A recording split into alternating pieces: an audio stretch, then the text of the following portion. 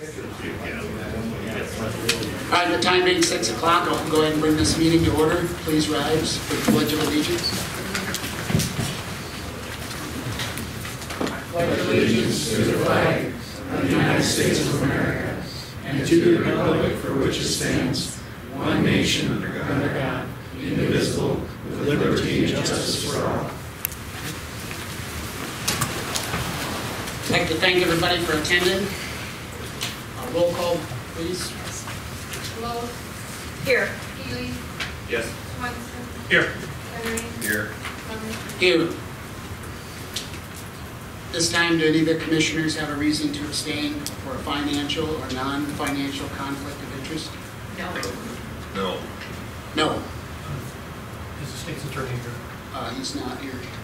Well, Do you want to wait till we get to that item here? until we get to that spot. So I said a question. I don't think there's a problem. I just like that. I'll put you down as a lead. There, okay. All right, next item on the agenda, item number 4, approval of the agenda. I think we have some changes here. We're not going to have the welfare report or the mental illness income report. Are there any other changes to the agenda at this time? No. Entertain a motion to approve the agenda with changes. Move approval. Second. Motion and a second. Further discussion. All those in favor say aye. Aye. Opposed? Motion passed.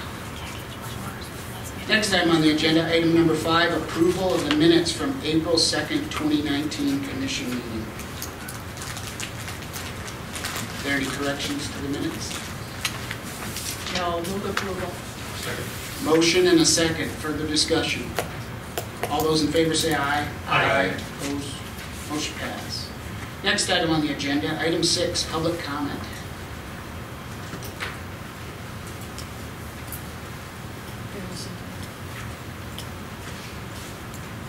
No one. Nobody for public comment. Anyone like to make a public comment at this time? Time to do so. All right.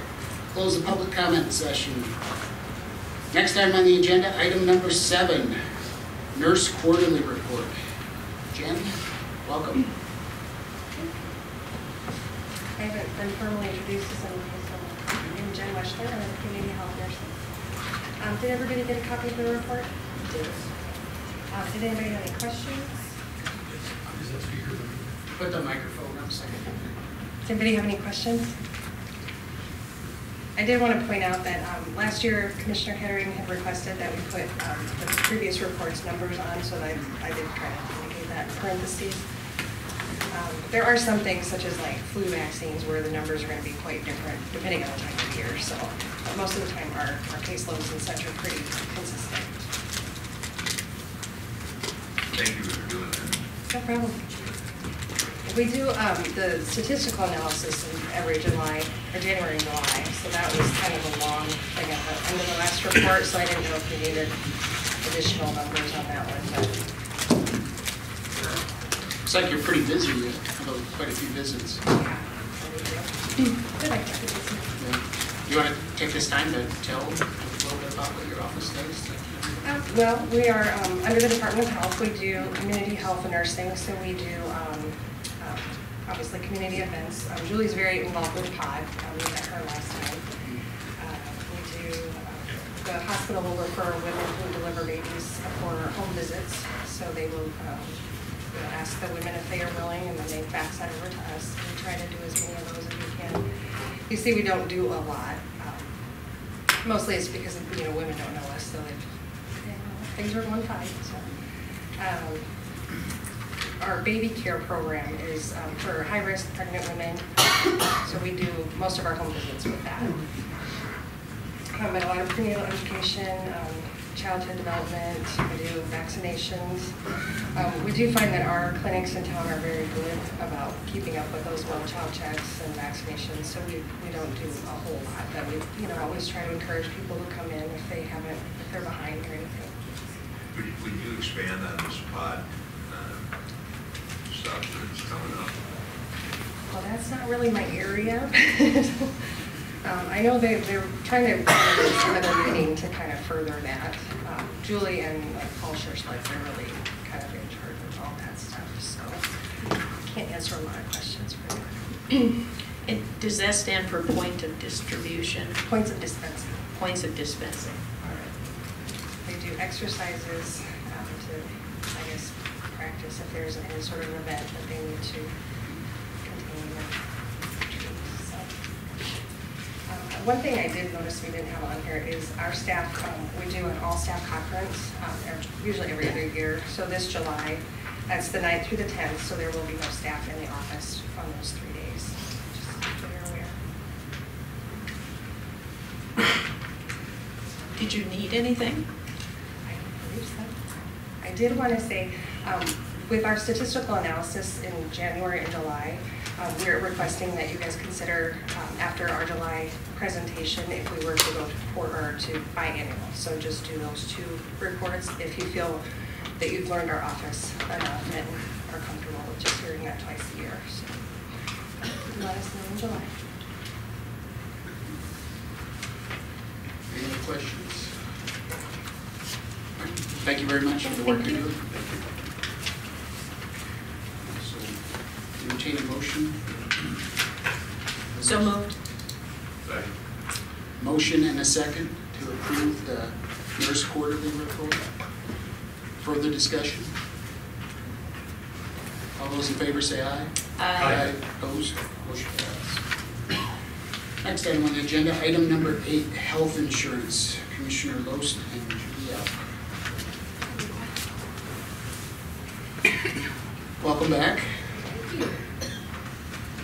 I think tonight we're hoping to come to a decision on which plans we're going to go with for the county so that we can go ahead and get those summary benefits ordered and a contract ordered.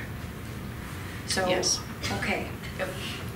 So I And can- she had sent out an update of the calculations we did last time. There was a family who changed status, and that drastically changed the difference between what the county saves and what is transferred a little bit more to the employees. So, and that would, you each have a copy of that. So I recommend, because I was asked at the last meeting what I recommended, and after more sleepless nights, if you will, the 4,000 PPO plan for a 2-way pricing, and then the 3,500 health savings account for the 2-way pricing.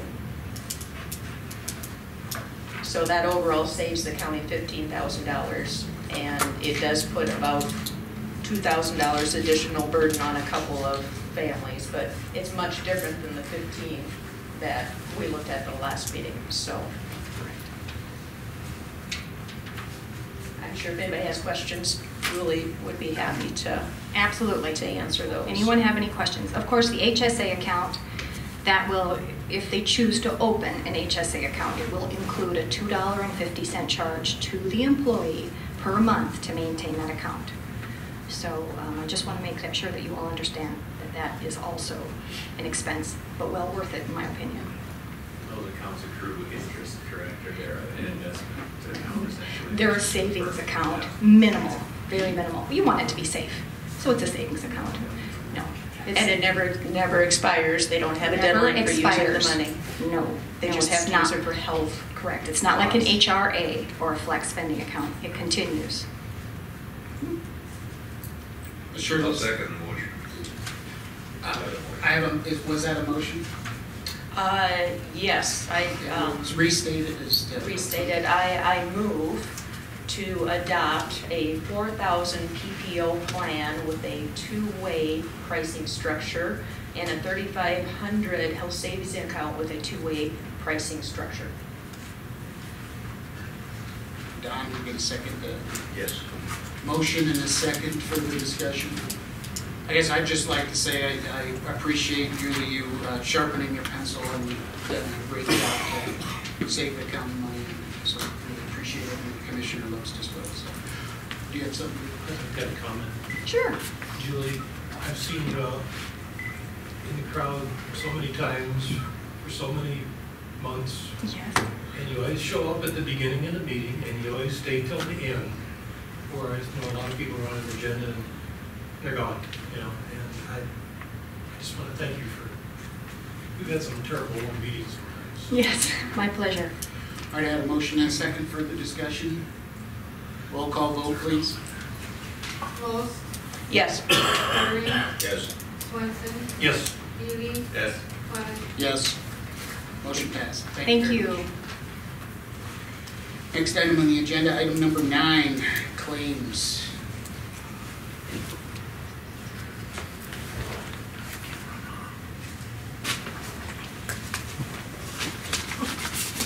I move approval of the claims. Second. Motion and a second. Further discussion. All those in favor say aye. Aye. Opposed? Motion passed. Is that all you got? Yep, this is- Okay. Next item on the agenda is striping and maintenance agreement with the Department of Transportation. Mike, you want to give us some background on this? That's just a striping agreement for striping the highways. I think what, on the paper, I think it says, what, 23 miles, I believe. And then the state pays, I can't remember, it's either 80-20 or 60-40. It says a 60-40. Yeah. We can add to it, but last year when we turned in the paperwork, we turned in for 23 miles. So anything beyond 23 miles, we'd have to pay full price out of our pocket. Does this include that little road by Gayville? No. They mentioned that they want that strip. So. Yep, and I got a guy here in town that's does it on the side, so we're gonna go look at that possibly tomorrow. So for the audience's benefit, the estimated cost for 22 miles listed here is about $24,000. The state is offering to pay $5,300 of it. So we get 25, not quite 25%. 20%.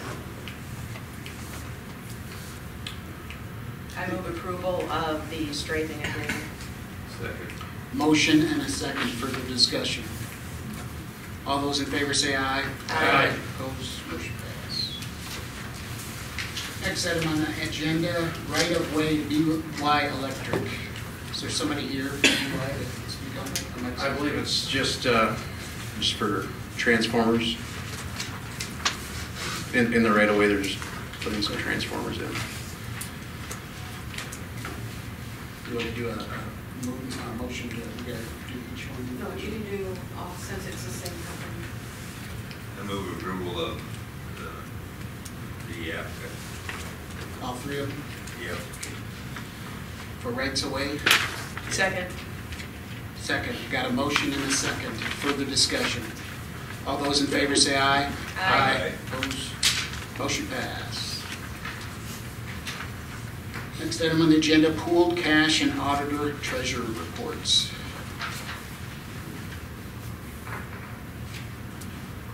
Move approval. Second. Motion and a second. Further discussion. All those in favor say aye. Aye. Opposed? Motion passed. Next item on the agenda, item number 10, department reports. Ambulance. Mr. Hawkins here. Welcome. Caught me napping out there. Agenda, so I was napping. How's everybody today? Good. Good. I guess it's hard for me to know exactly what you want to discuss or talk about. So, do you have any questions about the agenda, about my report?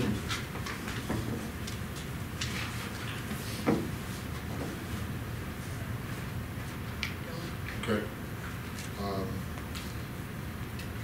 I had one thing, like points of pickup, I think Nebraska's spelled wrong. And It is spelled wrong, how you say that. I'll fix that. I mean, is there any questions you have at all about anything? No, Okay. pretty standard. Yeah. Well, I kind of put if you look at the March calls right underneath it, I put the average number. That's 170 is kind of an average March for us. Then you can look over and see total calls for the month was 187. So every month seems to be busy. April's going to slow down a little bit. I don't know why, just traditionally it does. And then we'll get picked back up towards summer again. Yeah. So Hey, but guys, how have you guys been doing with the road conditions? we haven't had any issues. You guys made yet. it to every call? Yep, we have. Yep, we have. Anything else? Okay. Thank you. All right, thank you. Move approval report. Second. Motion and a second. Further discussion? Those in favor say aye. Aye. Aye. Opposed? Motion passed. Next item on the agenda, Register of Deeds Department report. Is Brian here? He said he might be there. Yeah. All right, we'll move on. Sheriff and jail report. No, the sheriff's here, so.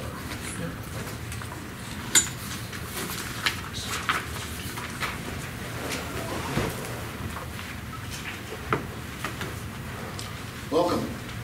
Good evening. As you have the report that you can see, it's still going well. I think we're a little over $500,000 in jail revenue in the first 3 months of the year, which is good. The office revenue from service and civil process, total about 31,000, so 550,000 roughly in there in income. So doing well. How is your work coming in the basement for the remodel? We're awaiting the architect who's waiting on the engineering reports and so forth, and he hasn't received all that yet. So hopefully we'll have an RFP out there to get some bids. I understand there's a movement towards mental health to prisoners that maybe are not in for serious crime. And there was some talk at our county meeting about setting up a mental health facility, and they would, of course, try to do the same thing that we're doing in the jail. But it appeared to me that we'd lose significant numbers of prisoners if that happened. Well, jails aren't a place for those with mental health issues, and we all know that. And they shouldn't be there. And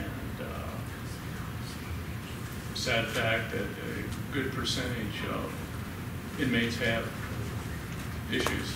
So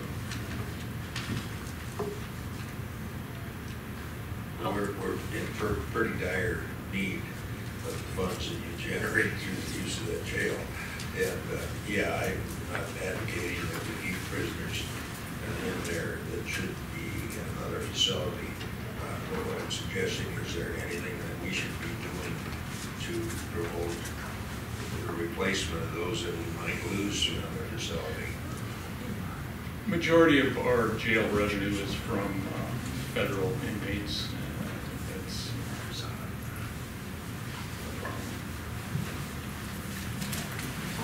Sheriff, how do you, with this concealed carry, I know it's off, a little bit off the subject, how is that gonna affect your revenue?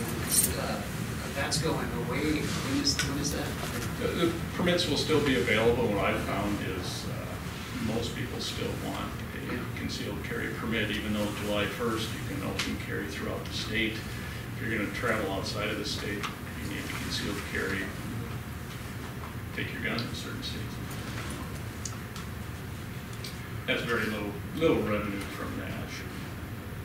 Concealed carry permits the state gets the bulk of the money, and I think we get $3 or something for a permit. It isn't much. Any questions for Sheriff? I just had the same question that Sherry had about the renovation. That was my same question, so. Yeah, we're just awaiting the architect to issue the request for proposals. How many deputies do you have? 11 And they're all full-time? full-time, 32 full-time people total in the sheriff's office, and about 15 part-time. Are you going to be around the rest of the meeting when I'm on the agenda? I might have some questions for you. I'll be here for a while. Okay, thank you. Thanks, Sheriff. Entertain a motion on the sheriff report. Move approval. Second. Second. Motion and a second. Further discussion. All those in favor say aye. Aye. Opposed? Motion passed. Next item on the agenda, Veteran Service Office. Mr. McDonald. Welcome. Good evening. This month's, or the past month's, March's contacts were pretty equivalent from the same period last year. I think there's just one difference. It's been pretty steady.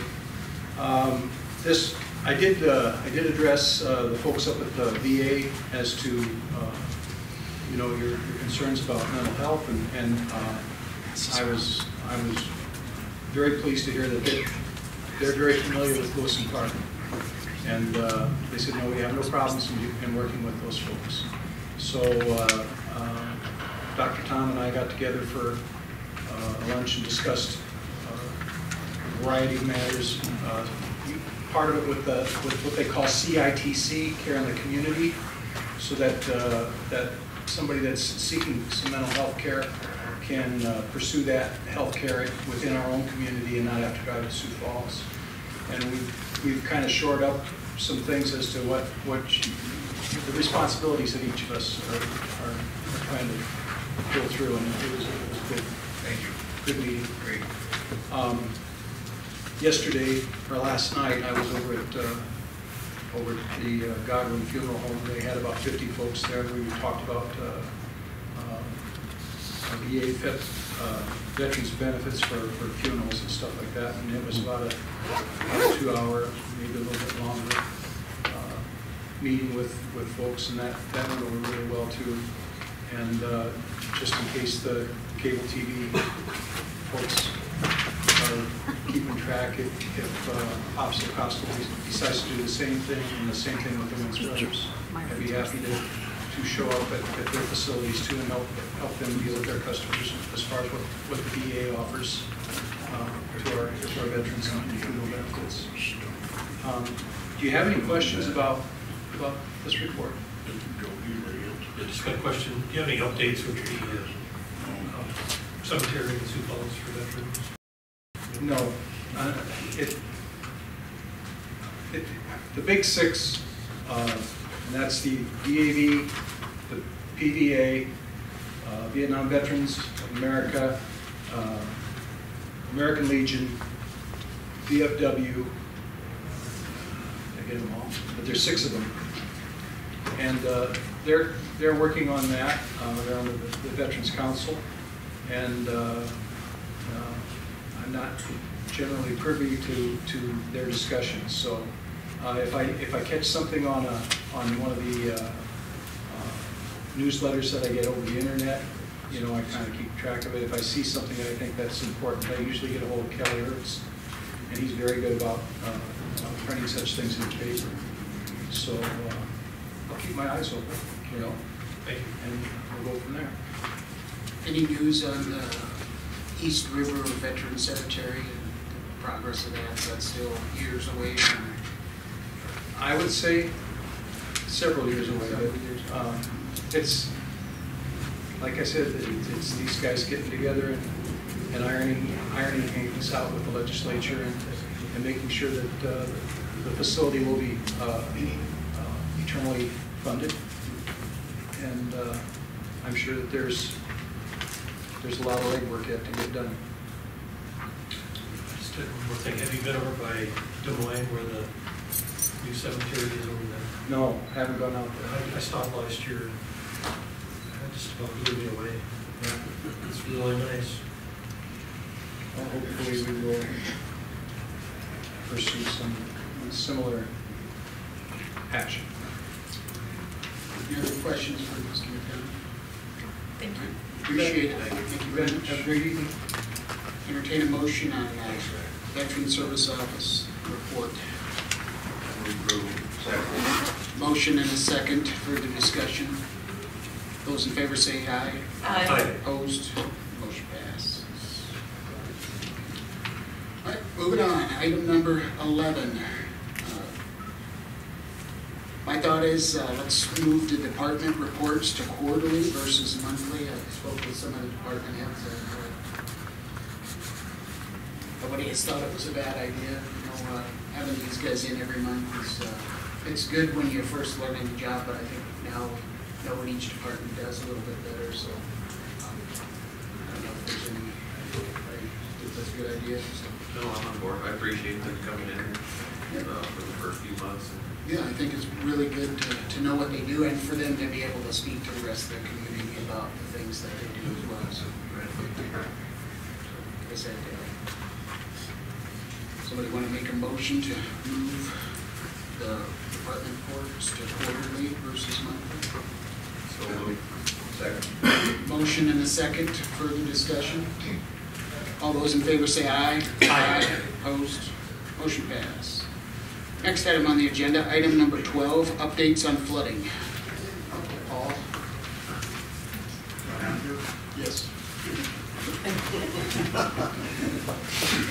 Any questions about flooding? All right, well, thank you again. Kind of give you an idea, we kind of missed a big, in my mind, a big snowstorm that we had, even though a big snow did come along. We didn't get the moisture and the flooding that we thought we might see coming out of that. Well, you should have just said push it back. Or throw something at me. But anyway, so with that in mind, we did, working with Mike and all the townships, we're still keeping close contact with those. But just for anybody who wants to know, that we still have our sandbag station at the County Highway Department up and running. So if anybody needs sandbags to go on up there, we've been working with some of the smaller communities and finding them like road closure signs, things of that nature, because if anybody's had a chance to go through Utica, it's pretty bad over there, and it's bad in other communities, but we're helping anybody that needs the help. Currently, we're now with the 211 helpline. We have 99 people, actually it's 92 people signed up on the 211 for individual damages, houses, stuff like that. One thing I do want to emphasize, and I would like to get this out to the public, is that they need to make sure if you're not signed up to get signed up, because today was supposed to be the deadline to it, and there was a release that went out yesterday saying it's extended because our event has been extended due to the fact the river gauges have not gone down. We thought that last week we would see an event or an end to the event. That hasn't happened due to the fact that the flooding is still going statewide. And so until the gauges start going down, this event will continue. So we've extended the 211 to allow people to get signed up in the event, like maybe this last snowstorm they had some issues, because that still counts. We told all the townships, I told Mike, all the communities or the towns that if you had more damages because of the snow that we got the other day, to make sure you log it, just making sure that it continues on your PDPA or public assistance proposal. One of the things with the 211, in the event they would decide to close the event, let's say next week, Friday, just as an example, that would be the last day 211 will go into effect, because anything after that date doesn't count for the 211 or for individual assistance. Once the disaster is closed, we now then have 30 days to submit all the paperwork. But they're going to be looking at about a week to get the information so that they can go after the presidential declaration, and we need to have our numbers in there. We've been working with all the townships real closely. They've been coming in, doing great jobs. Everybody's doing hard. Well, next week we'll do a finalization of a lot of their projects to make sure the numbers are in, the forms are filled out right, because they're going to want one big document, all one big project to go in as a countywide project. So we're working on that also. Paul, can I ask a question? Yes. So what are we at for a dollar amount roughly, so the public knows how much? Right now we're right around $19 million. Right around 19 million Yep. documented and more coming in? Right. As of right now, we have 20 applicants that can apply for federal assistance on the federal level. That can be towns, townships. We have 2 REAs that had damage done. We have 9 of them turned in, and we're right around $19 million. So it's going to more likely go more. Mike is not one of them that has his. We're all close. I talked to the guys today, and we're really, really close to getting that part of it done for the county. But I don't even want to know where that one's going to go. So anyway, as we talked, with all that in mind, we've been working with on the April 5th, we talked about doing a burn ban. And one of the things, and the reason for the burn ban was the fact that garbage wasn't getting picked up, or trucks can't go out because the grounds are soft, and we didn't want people accidentally starting a big pile, catch a barn on fire, because the fire departments have reached out and are really concerned about getting fire trucks and heavy equipment of theirs to somebody's fire out in the county. So they asked to have a burn ban put in place. I have reached out and finally got an answer yesterday from Mr. Commsion, the state's attorney. The existing burn ban that we have in place, you guys have a copy of it, qualifies, because if you go down to paragraph section 2, let me get it out here. Section 2, first paragraph, third line, it basically says, it starts out, now therefore be resolved that no person shall set any open fire or ignite any fire in a burn barrel in Yankton County outside the boundaries of the municipality. This one says when the Weather Service says that the grass index fire is either extreme high or very high, but we put the word "or" when the emergency management office through the emergency manager after consulting of the local fire department and law enforcement officials initiate no burning ban in the county. So with the fire departments saying they don't want one, and I have got emails from all of the I even had one from Gable come in today and says he didn't see the email, but he wants it on for at least a couple weeks, because right now they're not ready yet for something to happen. We can just implement it, but I just wanted to bring this to you guys tonight if you had any questions, because once I get down here, I'll go back to the office and send out a release to the newspaper, because our notification is by paper or in our local media that the burn ban will be put in place as of the time the email goes out. So questions on that? So you don't actually need a resolution? No, the resolution was we approved it, didn't realize it was that way, and somewhere along the line we must have added it, not with that anticipation of maybe happening someday. So anyway, I know that's probably not what some people want to hear, but right now I think, you know, Mike's going to give you more information, I'm sure, on what the roads are like and all this other stuff. But with the fire departments being real concerned about, you know, that kind of thing, we kind of have to, you know, go along what they want us to do. So we're going to be doing that. I'm hoping only maybe for a week. You know, we don't get any moisture. Tonight will be the big night if we get a bunch of rain or something like that. If not, it's supposed to be some nice weather. Who knows, in a couple of days we can start seeing some big improvements. I think the frost is finally gone from the roads, and maybe they'll be able to be managed. I'm not no road guy. I just tell them, Mike and whoever out the townships are the ones, and I'm the messenger that passes this stuff out. So, any questions about what's going on with the flood or what is happening? Just one comment on Yes. the burn ban. I have CRP that is supposed to be burned this year or next year, but April 30th, if anybody has CRP, is your last day to burn. So as long as this burn ban is in place, our hands are tied at this point, and I'm in the same boat. I guess that would be a conflict of interest if we did have to vote on this, but just to put that out there, just so folks understand, you've got a very short window once it is lifted. And one of the things, and I haven't had a chance to go up and talk to the office, the federal office, is that in years past, when we've either been really extremely dry or in wet years, they've actually extended it. And I really think if we get the governor and with these questions, that maybe we can get this extended out. I mean, I can't speak for what's going to happen. We were in the same boat last year. Last year, we have a 3-year window to get it done. Last year, we couldn't get it done because it was too wet or too dry or whatever it was. But I'm hoping, though, with the declaration, see, we didn't have one last year. Yes. And with this it gives us a little bit more teeth to maybe push that process out further. I hope you were successful, Paul. I did. Well, I'm just saying that we have. We're going to look at some options of doing something like that, because we're supposed to burn your CRP. I know that. And right now, you know, getting trucks and equipment out there is just impossible for number one. We can't even get a pickup truck up there. So, anybody got questions? I've got something for you, Paul. Yes. About a year and a half ago, you and I emailed each other. We talked about, because I wanted to purchase a standby generator for this building, and you said that you were going to work on a grant. I don't know if it was a state grant or federal. How are you coming with that? Federal grant. We put together a grant proposal. Jeff and I worked on what it was going to take to run this place. Yeah. It was about $79,000 to get a generator. I applied for a grant, and the grant was denied this year. So we're going to be putting it again in the fall. Oh, it was denied? Yeah, it was just, there wasn't enough money to go around. I mean, there was other projects that ranked higher. So we'll be putting it again, and we're going to also be looking at a pre-disaster mitigation grant. And how big a generator would it take? I don't remember off top hand, but I want to say it was about a 75K to run this building. Yeah.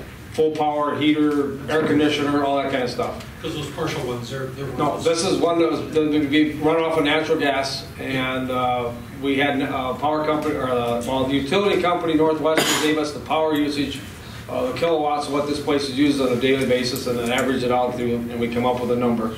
And then we found out that the gas coming to the building is going to have to be made bigger, because the gas that needs to run that big of a generator, we don't have enough coming into here. But I don't know, we don't have that cost.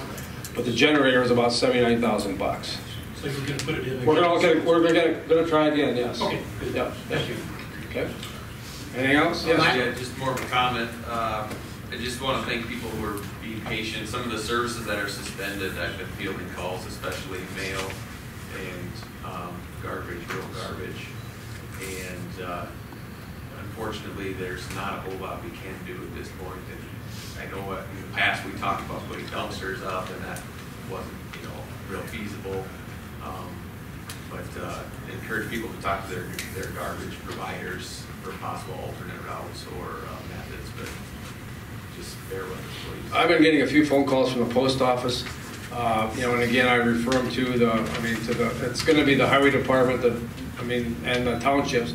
I know on the 5th, all the townships, the organized townships were here. They're the ones that said that we want that. We want the stuff off the roads for now. I talked with a couple of them over there yesterday. They're looking at getting closer to where they're going to need seed delivered and stuff. So they're going to be looking at that at a one-on-one basis in their townships, maybe next week. And we're hopefully by then we'll be able to get something lifted off. We've got a few people that are doing it anyway that we're going to address tomorrow to see if we can, get that stopped. I mean, I know it's unfortunate, but again, we're just trying to do what's best. Right. Do you have another meeting scheduled with the township? Townships are going to start working next week. I don't have, my goal is to have work a schedule, to have each one come in for a couple hours to go over the PA stuff for them.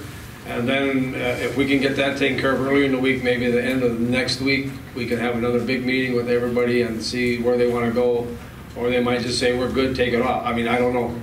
But we contact with all of them all the time, see what's going on. No, these milk trucks can't take delivery of milk. They have to dump it. I understand they're dumping it. I've never been told that. I mean, I'm assuming if they can't get in there, that's what happens after they can only sit in the coolers for so long. I'm just wondering, can that be applied to a FEMA? On an individual assistance, it probably could be. But it can't be on a PA. I mean, the PA is public assistance infrastructure, government, nonprofit, stuff like that. But I mean, if I know there's one on the west side of town, or west side of the county, I believe is on the 211 list already. Any other questions for Paul? All right, I'd just like to say appreciate what you and Aaron are doing for the county. So thank you guys. Thank you. Next item on the agenda, item number 13, final vote on James River Bridge prioritization. The last meeting, I guess we've had this in front of us for months now, and I think we've gotten a lot of input on it, and the time has come to make a decision. So if anybody would like to take this opportunity to speak on bridge prioritization, now would be the time. And I think it's important to realize too that prioritization doesn't mean that we're going to not maintain or not look at replacing the other bridges, but we're choosing one to get the process going. Nothing has been done for too long, and we need to find one, identify it, start putting funds away to get it replaced. So at this point, would anybody care to speak on this? Now would be the time.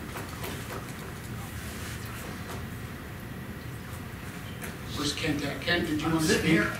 You said you wanted to speak. You can start it off. So. Yeah, it goes back to 2 weeks ago where my kids say I repeat myself, but you all see the support that we have for Stone Church Bridge, and that's why we're here. Thanks. Thank you, Ken. Anyone else care to speak on this time?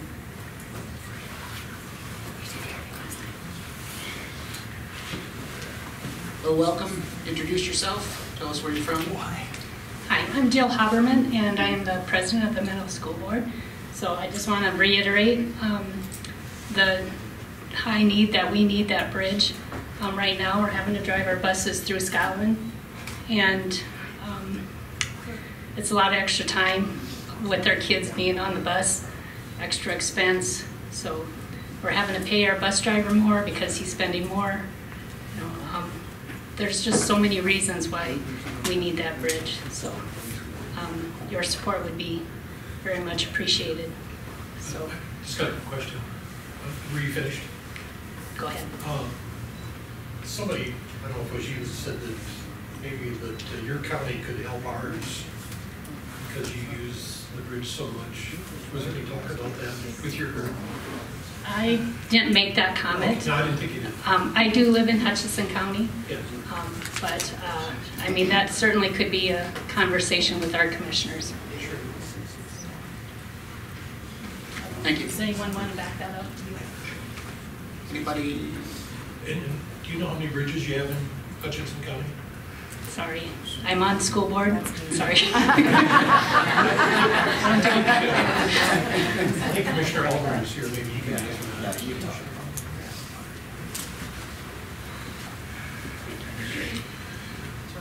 Yes, Mike, please. we've got 80 bridges, don't we? 76. 76. We made the news the other night about all the road damage we have. So Hutchinson County was on the news. So. I am Dr. Charlene Crosswade. I'm the superintendent. I was the one that spoke last time. But what I did offer is if you want help writing a grant, I would be happy to help you write a grant. I know the kids write Washington and ask them we for a could grant. do that. That would be an easy one to do. So that's where if I was the person that said if there's any way I could help, I would be glad to do that. Because Sherry brought up the idea with a human resource person that we could share with maybe 2 other counties. And after Sherry gave me that idea, I thought, well, maybe we can help because you guys use it more than I grew up in Mission Hill. So my father-in-law over by the colony, but I hardly get over there. You know, a lot of these people do too. But you need it just as bad as we do. We do. We do need it. I mean, our buses, our bus on that, in that area travels in the morning 59 miles one way. I mean, that round trip for them, and 65 at night, just because they pick up another student, 2 students, or take them home. So. I know I've been in contact with like Dusty Johnson. Okay. And I'm trying to get those people aware that we've got a problem because, you know, they're off in D.C. or they're off in Pier and we're out here kind of, my dad always said the sticks, you know. Well, we kind of like the sticks. Yeah, me too. But, you know, I mean, we don't just have a school issue. We have many issues, you know, where there's, you know, the farmers that are bringing, you know, their product to town. They can't cross that bridge. Sure. Sure, it's just like our homes, you know, it's the safety of the people and the property of Yankton County and your county too. Right, right. So, you know, that bridge is basically, I mean, how I look at it, and I wouldn't call me an expert, that it's Yankton County and Hutchinson County is a little farther away. Sure. You know. Okay, so maybe Dan and you and I, or somebody can talk, or Sherry and they're in charge of the roads and everything. I mean, Thank you. if you would like any of that, call me. Appreciate it. Thank you very much. Anyone else care to speak on this subject? Welcome. Welcome, Kurt. Good evening. Yeah. Introduce yourself again. So Kurt Ulmer, up in Menlo. And yeah, I get the fortunate job of being a commissioner up there also. Joel and myself talked a couple weeks ago for about an hour, I think. And he brought that question to me about possibly sharing the cost on that Stone Church Bridge. And I had a question back to him. You remember what that was, Joe? I do. I asked him, I says, I'm being the devil's advocate here. I says, what would you guys say if Hutchinson County would come to you and ask for cost share on something in our county? He didn't know how to answer that. That next morning, we had a commissioner meeting in all of it. And I asked the guys if anything was ever said in the past about cost sharing that bridge. And none of them could remember anything ever officially being said. You know, it would be great if we could work together as counties like that. I mean, I would be all for that. I don't know how that would work. We do have 4 major bridges over the James River in our county. There's a bridge way up on the north end that I don't know if we really count it as a bridge anymore. I don't think that one's going to be maintained. But we've got Maxwell Colony. We call it the Wallman Bridge, 4 miles north of Meadow to the west. We've got the Milltown Bridge, and which one am I forgetting, Mark? Wolf Creek Bridge. Everybody got them all? I think so, unless there's another one north, I'm not sure. Yeah, and we've got our bridge replacements on a 5-year plan. I mean, we got a 5-year plan in place for all that too, and I'm too new as a commissioner to know what that all is yet, what that all entails yet. But any questions? Mike said we've got 76. I thought it was 80, but how many bridges do you have then? Oh, golly, I can't answer that. I know we've got 226 miles of paved roads in our county. And we had 8.5 miles scheduled to be repaved this summer. We talked about it this morning. We are not going to repave them. They've been ground, but we feel that we're going to have way too much expense. It was reported we had 315 failures or breakups on pavement roads. Last year at this time we had 15. So we're getting hit with just like everybody else. I was wondering, what's the distance the road will have to be in order to utilize the river in a flood like this? How much road will you have to build north of the bridge, and how much south of the bridge? You're referring to right now, or it was when I was up there a few months ago. Yeah, the road to the south never gets affected. To the north, if you remember, was it about 5 years ago, they rip-wrapped that shoulder, and the water was just about off the road here about 10 days ago. And my son-in-law went across it with an ATV, and he said the road looked very good. He said the shoulders were holding good. I did not go across it. So I don't think that's going to be too bad.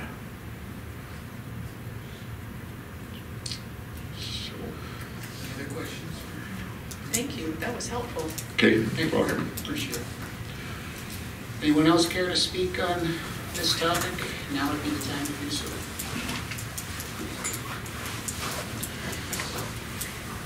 Welcome. Hi, I'm Brian Gearing. I live a mile south of the Stone Church Bridge, and I again would like to reiterate that this is taking me from a 7.5 mile trip to Menlo for school and supplies and whatever to a 22 mile trip one way, which is the same as me driving to Wilson Trailer. That's what the miles are. And if I do it 4 times a day for school functions and what have you, it's a big deal. Another thing, I'm on the Rural Fire Board. I'm on the board for that, and we have 25 sections on the south side of that bridge that we are also in charge of for fire. So we need our trucks to get across there also. So again, I appreciate you listening to all of our concerns and your due diligence in getting this project done for us. Thank you. And you live in Yankton County too? Yes, yeah, he lives just south of the bridge. Anyone else care to speak on this topic? Now would be the time to do so. Going once, going twice. All right, we'll close the public comment, bring it back to the commission. What do you think, Sheriff? Before the meeting, I had my priorities, and I have Stone Church as number one. I think that's the one we need to fix. And I like the 20-year plan. I like trying to do one every 5 years. I think that's reasonable. I think we can start planning for that and putting money away. So with Stone Church first, I had the bridge on Old 50/Fleet second, Johnson third, and the Colony Bridge fourth is where I stand with that. And at no point did I consider ever not replacing one at this point. I think they're all important. If there was one that if you said, Sherry, you got to get rid of one, in my opinion, it's the Colony Bridge. So, next. Anybody else want to chime in? You know, I think that this vote is just the first step in this process. We next have to get a bridge improvement grant, hopefully at an 80-20 split.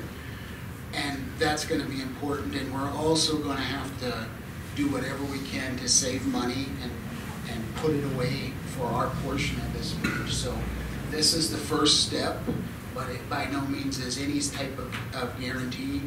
The hard work is still yet ahead of us.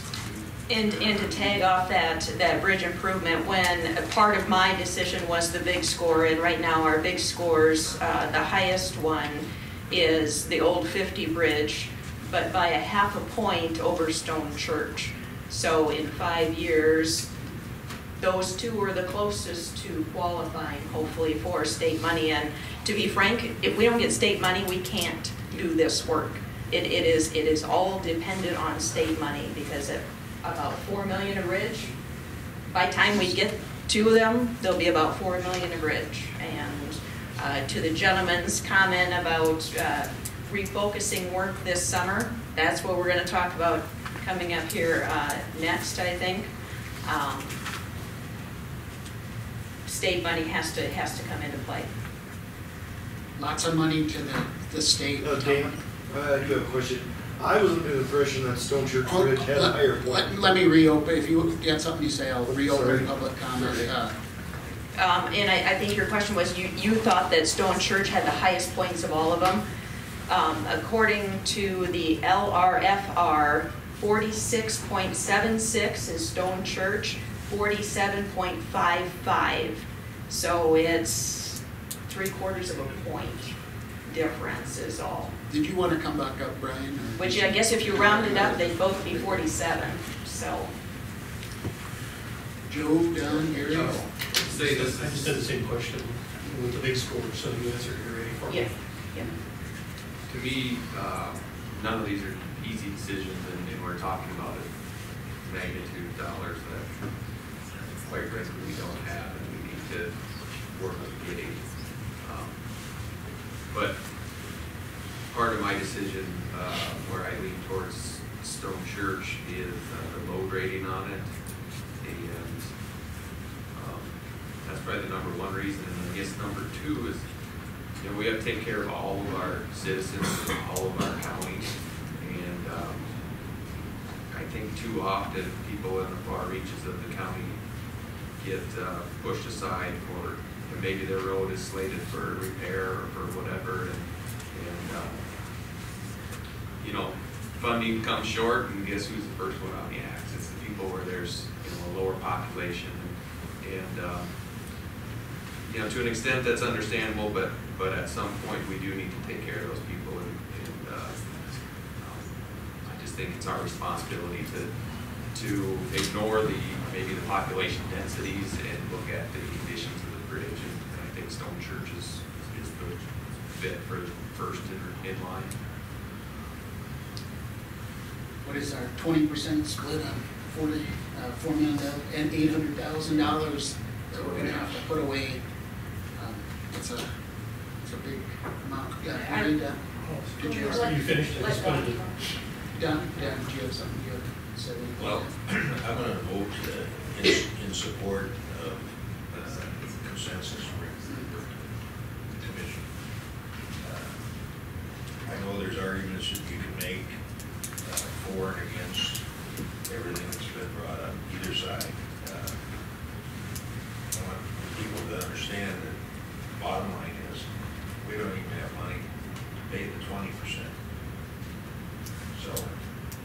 think you're gonna save it, we gotta get real serious about saving it. Or you gotta have an opt-out and do some taxing. Nobody wants to do that. But my vote, when we vote, will be in support of Stone Church Bridge. And I appreciate everybody's comments on both sides of the issue. Almost all of those I'm in favor of Stone Church Bridge. But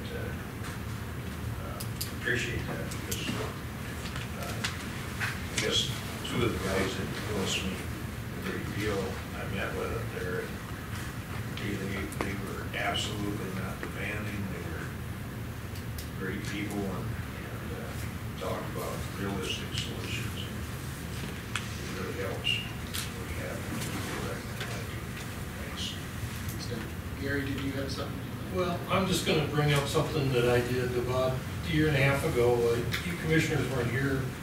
Some of the people in the audience, I see one right there, Patty, and a few more. I had KSFY come down here, and I had on the agenda about a toll bridge. And of course, it was shot down right away. It wasn't a good idea. The other commissioners didn't think. But I've had people actually come to me and saying, hey, Gary, we don't have any money. We don't want our taxes up. Now we've got even more problem with the flood. To reintroduce your idea about the toll bridges. Just had a guy today said that I'll run the toll bridge and the Johnson Bridge, and I don't know how it would work. I know I've been out east. I drove out to DC 2 years ago, and there's toll bridges everywhere. And I got clipped for about $300 with a trailer behind my pickup and back. I know that there's not a lot of traffic, and maybe it's not feasible, but I don't know. I don't want to pay any more taxes. Nobody else does, it seems like. We don't want wheel taxes, and they don't seem to be fair anyway, because somebody's got an 18-wheeler is paying for part of the wheels, and somebody's got a camper is probably paying them out the same amount. So I'd just like to have somebody just think about it. I mean, actually, a company actually contacted me after they had seen the KSFY with Brian, the news anchor, and he talked about the only bridge that was a toll bridge was the one right over here that's not used anymore. So I think that maybe we should just think about it. Money doesn't grow on trees, so we've got to figure out how to get it somehow. I know there was people against it, totally against, well, I'm not going to pay any toll. Well, you can't not pay any tolls, you can't not pay any taxes, and I don't see any idea of what go back to the roads. Are we going to grind them all up and turn them back to gravel? We know what the gravels look like because there's an example of a gravel road right there, and I got tons more pictures of them. So let's at least think about it, okay? Thanks, Gary.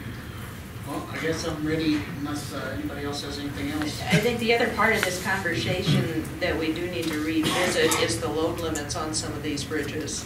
I know Stone Church, it was brought up, the 11-ton, 13-ton. The school bus is marginal going across there, and if we're looking at 5 years, hoping to have money put away to do this in 5 years, I just don't think that having that low of a rating in those 5 years is to our advantage when the two big scores are exactly the same, whether you post it low or high. So I think that we do need to get that on the agenda. I don't believe we can make any decisions on that tonight because it wasn't on the agenda, but to revisit all of the bridges and how we really view conservative or not so conservative load limits. Because when you start hauling things, it really doesn't do you much good if you can't use the bridge. So maybe that'd probably be a good one for our engineering to talk to them about. I've had some conversations with the DOT on that, and I think we need to understand more how they use those different load ratings before we change anything, but I think we want to certainly explore that. All right, entertain a motion. And you just want our top pick? I would say our top, just the top two. Yeah, I don't think we need to go any further than that. 10 years, 15 years down the road. Okay. So, make a motion to prioritize Stone Church Bridge as number 1 priority for replacement in the county, with Fleets being number 2. Second. I have a motion and a second. Further discussion. Roll call vote, please. Haley, Yes. Bowles, Yes. Kettering, Yes. Swenson, Yes. Clevers. Yes. Motion passed. This time, let's go ahead and take a 10-minute break. I guess I want to advertise for one foreman and then one highway worker. As of right now, last fall we were short one guy, and then coming here in May, we have a guy retiring. And then, well, with Brian leaving, we're actually short 3 guys, but I think we can do with 2 more. And then right now the crew, we have the weed department, Jim and Scott. They in the wintertime they come and work with the highway crew, and then here in May they'll be going back to the weed department, so we'll be short 2 guys again, or 2 more guys. So I think it's really important to get 2 guys coming. So you have 15 right now, counting the weed? 16 if you count me. Oh, we don't count you, Mike. Just 15. 15 and a half. Okay. But yeah, so yeah, come May, if we would stay the same number, we'd be down to 14, which I'd like to have at least 2 crews, if not 3 crews, doing different jobs. So this allows people to get trained up while somebody else is there before they move. Right. Well,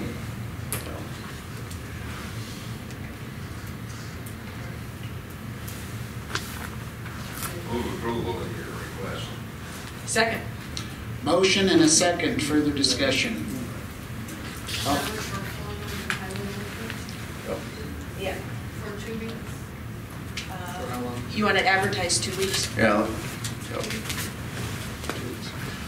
And I'll have job descriptions I can get you. I have a motion and a second. Further discussion. What kind of wages do they make? Like a truck driver, I believe, would start out at 1940. Foreman, I'd have to look again. I believe that's around that 21.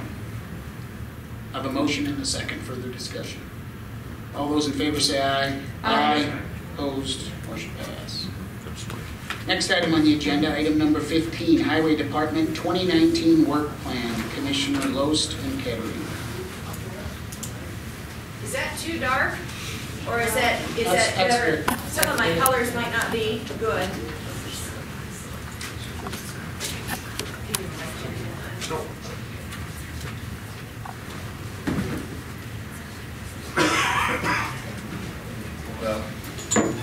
Good evening, ladies and gentlemen, commissioners, press, everybody. Want you to know that Commissioner Loest and Mike and I have been studying the road conditions, talking about renovation, restoration of the county roads in the Yankton County for the last almost month now. We've been using several different criteria when we've been trying to make our decisions. Please be assured that we would like to make every road in the county as good as possible, as soon as possible. But that's probably not going to happen, especially if we maintain a financially prudent approach to it. We've looked at several criteria when making our recommendations. These criteria include, but are not limited to, the following: the type of road, the condition of the road, the history of daily use on the road, school bus routes, mail routes, emergency services, condition of bridges and culverts on the roads, availability of repair and material and the cost of that to get the roads back, availability of labor sources and equipment, and the county 5-year plan. Sherry will explain our recommendations to you here in a minute. Our recommendations are basically in 3 sections. First, we'll kind of review what the current plan for 2019 for roads and bridge budget was. Second, we'll review the items in that budget that are proposed to be postponed. Third, we'll review the new items that are being submitted for replacement. And fourth, we'll discuss the long-term future plan. If you'd have questions, if possible, if you could hold them to the end, maybe we can move through this a little faster and do a better job of answering the questions. Sherry? Take hold.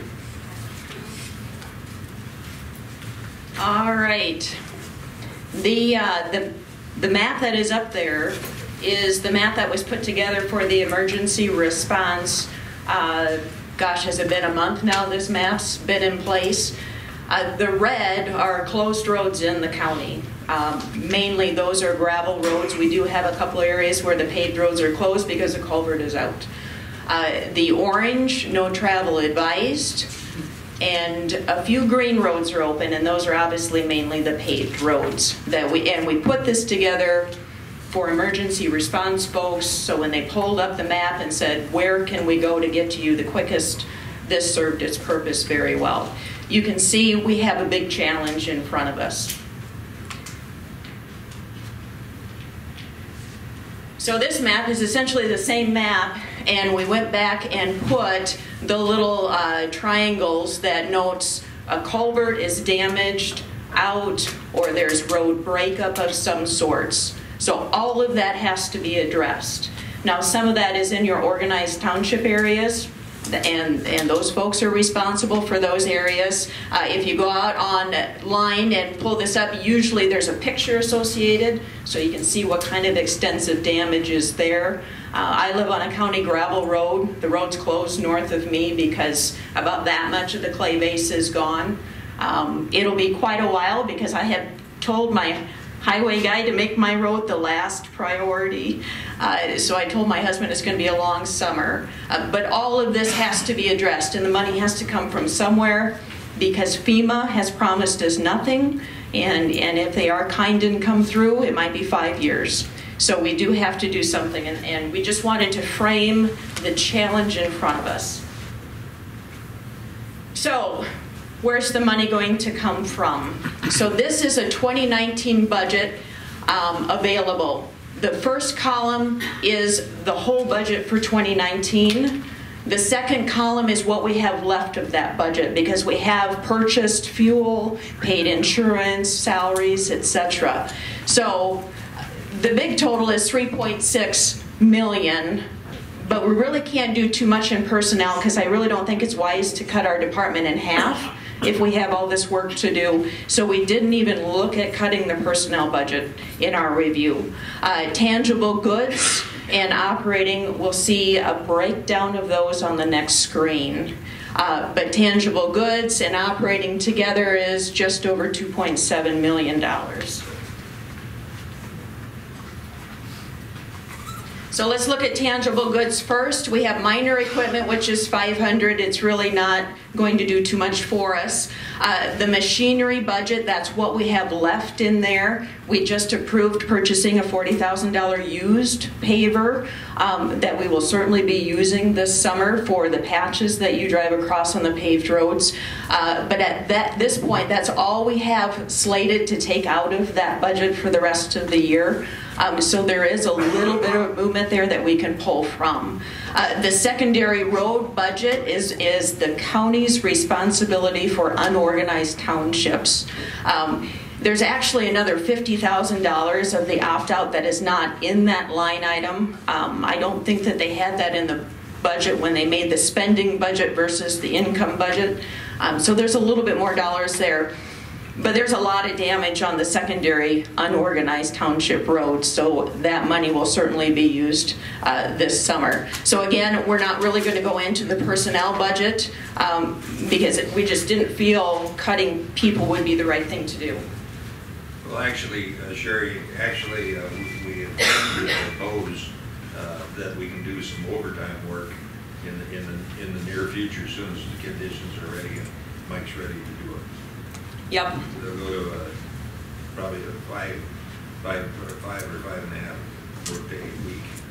And that's going to be at the very end. We'll talk about our priorities and using overtime to get our priority work done immediately, and then going back to what we would consider normal. So here's our operating budget. This is $2.3 million. So the red areas are the areas we felt needed to be looked at compared to our current plan and what we're proposing to do with the money that was allocated to those projects. You can see dust control, we're not going to do that. So that's $60,000 we're going to use for fixing the damage we have. It's interesting, there was an emergency line item of $20,000, so if anybody thinks that's going to cover everything, I thought that was kind of interesting. But we've got an annual projects, and then we've got our bridge projects. So together, essentially, we've got $1.7 million to reallocate to the damage that we have sustained. So let's start with our bridge work. There are 6 items listed on bridge work, and the thing about bridge work is you have to order a lot of the stuff the previous year to have it made to be able to install it the following year. So the first item on the list is at Highway 46 and 445th Street. This is a full bridge replacement for $225,000. The bridge itself was already made. There was no way we could call them up and say, I guess we don't want it, because it's very specific for the location. Come to find out, this bridge was supposed to have been removed from the work list. It's probably a bridge today we would consider not replacing. Sadly, we have no choice today. So that $225,000 is committed. The second bridge is south of Allen at Clay Creek. The deck is made, and the folks were kind enough to allow us to just pay for the bridge and not install it this year. So by doing that, we're actually saving $177,000. If we would have had it installed, it would have been over 291. Thank you, Mike. I'm not adding in my head real good right now. So 291. So we did make a change there. So next year we'll have that bridge installed. It will be on our work plan for 2020. There's a couple small items we didn't feel delaying would be in our best interest, so we left those 2 on, a small box culvert and a steel deck off Old 50 North on 448. And then we have 2 big grants, and this would be for preservation, to go in and put the nice surface on the decks to preserve them. Those are 80-20 matches from the state, and it's probably not wise to give up 80% of the money on those projects. So those are on. So we're looking at already $532,000 committed for just the bridge work that we have to do.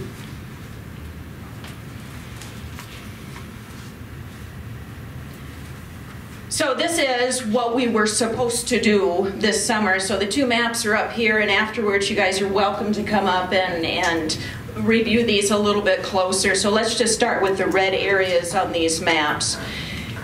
And they call it reclaiming.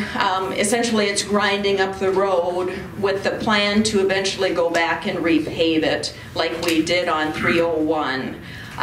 There were 3 miles on the northwest part of the county in Odessa Township that were going to be ground. Over here in Turkey Valley, 6 miles, and then Marindal, there were 4 miles there. Crack seal was all of the yellow areas. The goal is after you chip seal, you crack seal the next year, because if you don't fill in the cracks, the moisture gets in. And we want to do those 2 every 5 to 7 years on every paved road in the county. We have 250 miles of paved roads. Hutchison, you said you had 200? 226. 226. So we're just a little bit past you on that. But that is the goal with all the paved surfaces. We've not been meeting that goal. But since a lot of these roads were chip sealed last year, that's why they are on for getting crack sealed this year. We've got chip sealing. We did have the Lesterville East-West Road up here 4 miles in Jamesville and then over in this area. This is actually a road that we reclaimed last year by grinding it, and it was supposed to get a double chip seal this year. And then the blue is for edge and patch repair. So west of Utica, that was supposed to get edge fixing and patching, and then the Walshtown Road. That was the plan. And Don asked me if I drew all the little squiggly lines by hand, and I can't claim that I did that by hand. The computer was very kind to me. So every place that you see a little red cloud is a change. So let's start with the red. The reclaiming, we are still going to reclaim the 3 miles up in Odessa Township. It's a bad road. If any of you live up in that area, it needs to be ground up and just turned back to a nice gravel road. So we felt that was in the best interest to do that.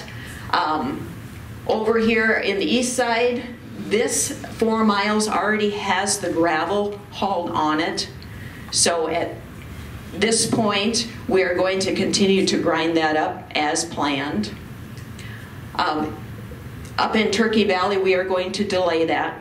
We had not hauled the gravel to that location yet, so we have decided to delay this project. I would think we'll do some patching on that road to address any of the bad patches that have surfaced during our events that we have endured. Crack sealing.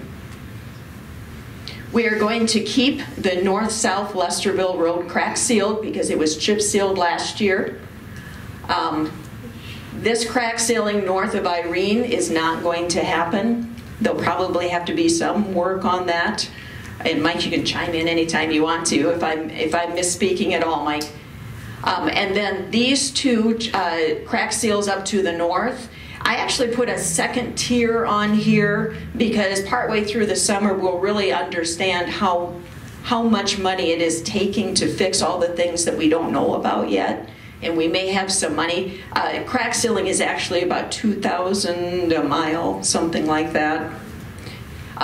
So those two I feel we'll probably get to because it's a preventative measure to make the road last longer. And I don't think you never go wrong doing crack seal. There will be no chip sealing at all this summer. Now toward the end of the summer, again, we can always go back and reevaluate if we are not spending the money we think we are going to have to spend. These things can all be put back on the table, but we want to be very conservative today to make sure our money lasts for the things we need to do. Edge and patch is blue. West of Utica was supposed to be blue this year. It is now red. We are going to grind that road. It is beyond patching.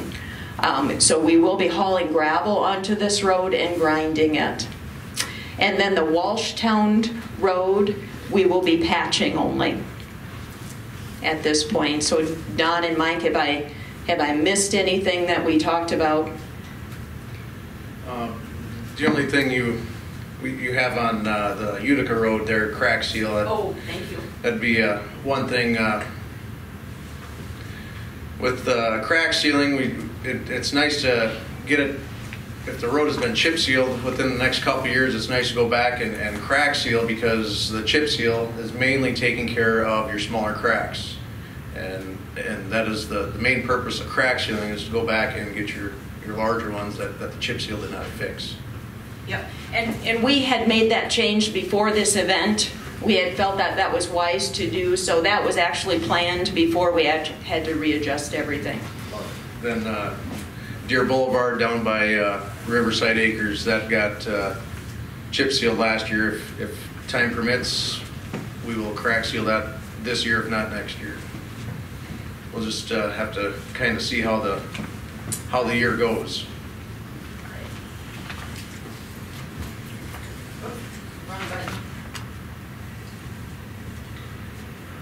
So given that, all of the visual change that occurred, what we had listed that we were going to do, this is the estimate for the cost.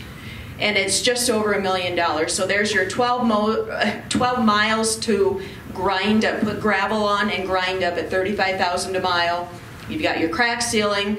We are estimating at this point 100 culverts. Have no idea. I can't stand here and tell you that we have 10 18-inch culverts and 15 24-inch culverts. Can't do that. So we did the best estimate we could with an average cost for a culvert. Some of them are going to be a lot more expensive than $2,000. So we'll see where that all ends up. So about $200,000 in culvert replacement. Asphalt patching, $300,000, and then gravel. It's going to take a lot of gravel, and we may have even underestimated the gravel need here, because once you start getting in those county gravel and unorganized township roads, it's going to start taking a lot of truck loads once we get out there. So this is the total for this type of work, not including the bridges. We're going to add these two on the next screen. So we've got our budget as of March 31st. We talked about this was where we were looking to pull money from and reallocate. And in the end, this is how much we have allocated with $150,000 contingency, which is about 10%. So you can see our bridges, we're over budget on what we originally thought on bridges. And again, we couldn't adjust those any more than we did. So that's where we stand today.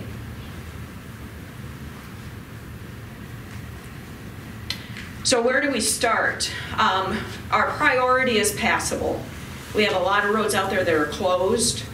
So hopefully we don't get the big rainfall event this week, and I think that if we can get by with a 1/4 inch, things will really turn around once we start getting more sunshine and more wind.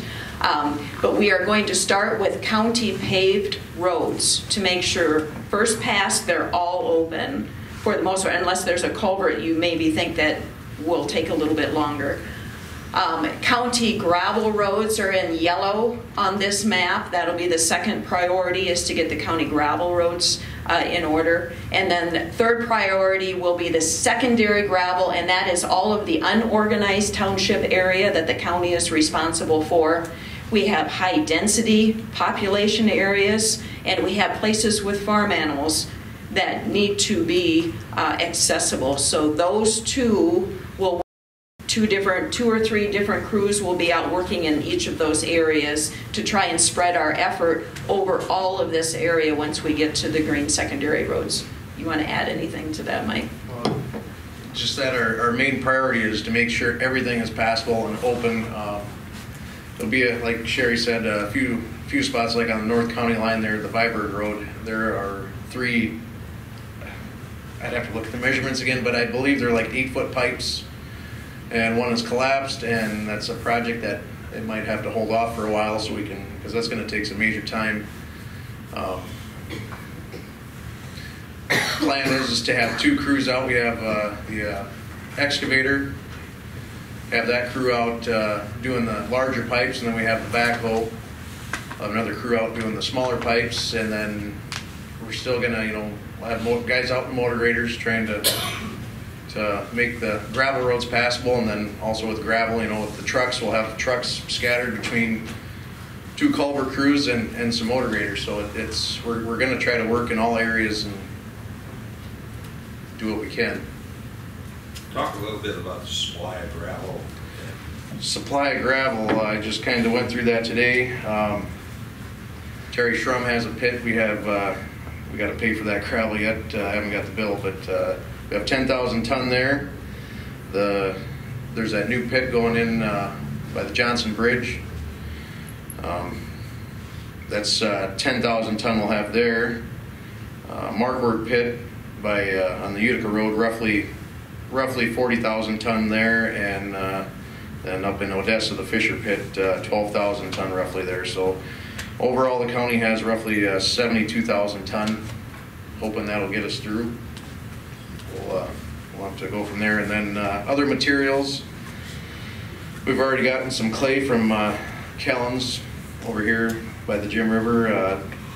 Slowies, they got clay.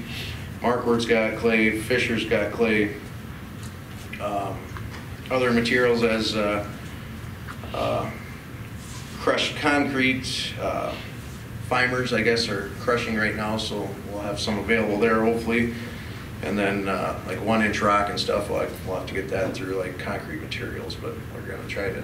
Main thing on a lot of the crushed granite and crushed concrete would be like for making bases for culverts to sit right now, because the conditions, it's so wet that we have to make a good bed for the pipes to You sit. don't put clay in with the gravel.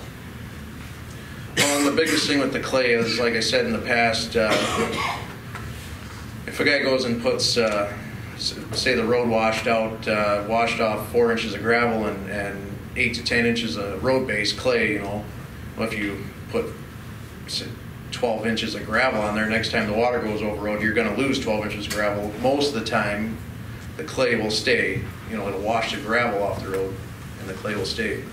So that's an important thing to. It's going to take more time to repair some of these roads, but that is, I believe, would be the better fix for long term.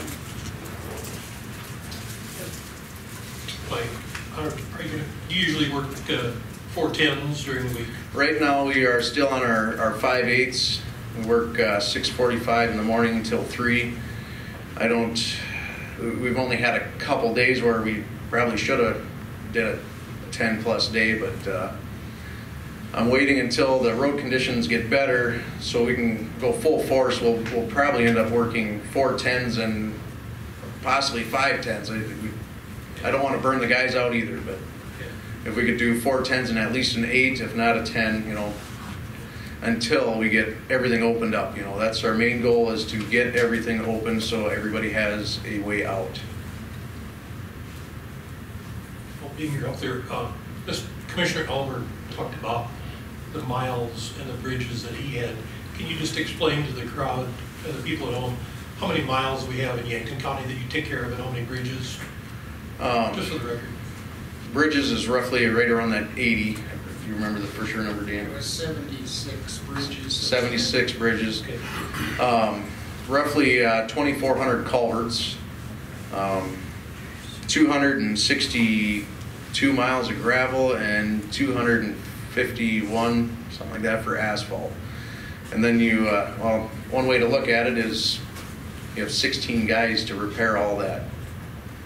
It's going to take a while. So and of that 260 miles of gravel, what, 200 is unorganized township? Right. Something like that. 210, Yep. 210 is in the unorganized township areas. And I live in Central Township, unorganized township area.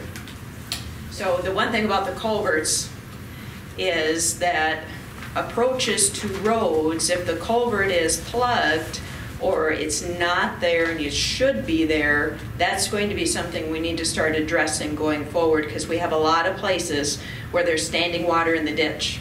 And you know what standing water on both sides of a road does to a road base? It just makes it squishy-er than it could be if those weren't there. So there's a lot of areas now that we see where the bad spots are.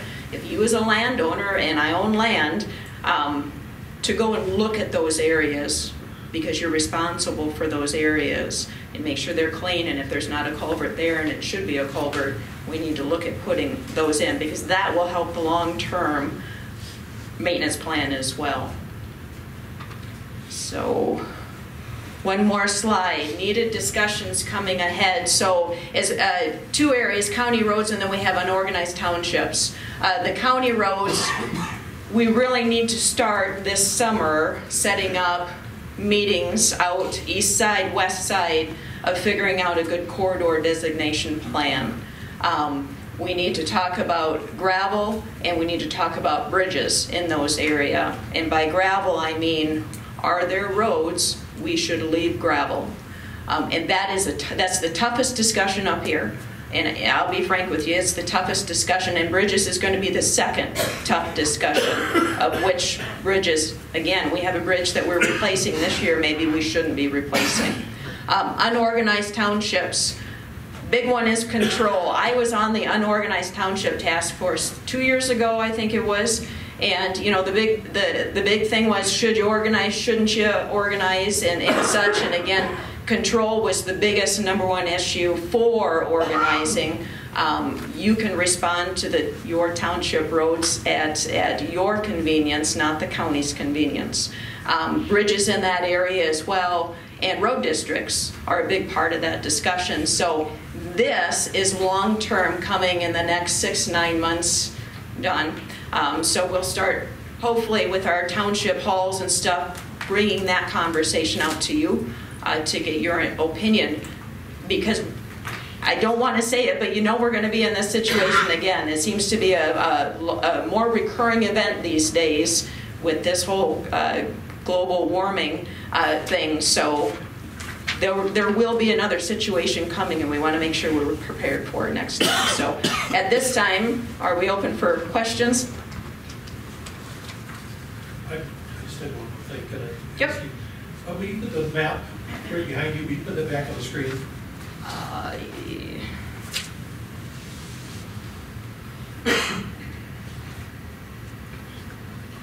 You want the one before or after? I don't know, just one of those good maps. A better one than that.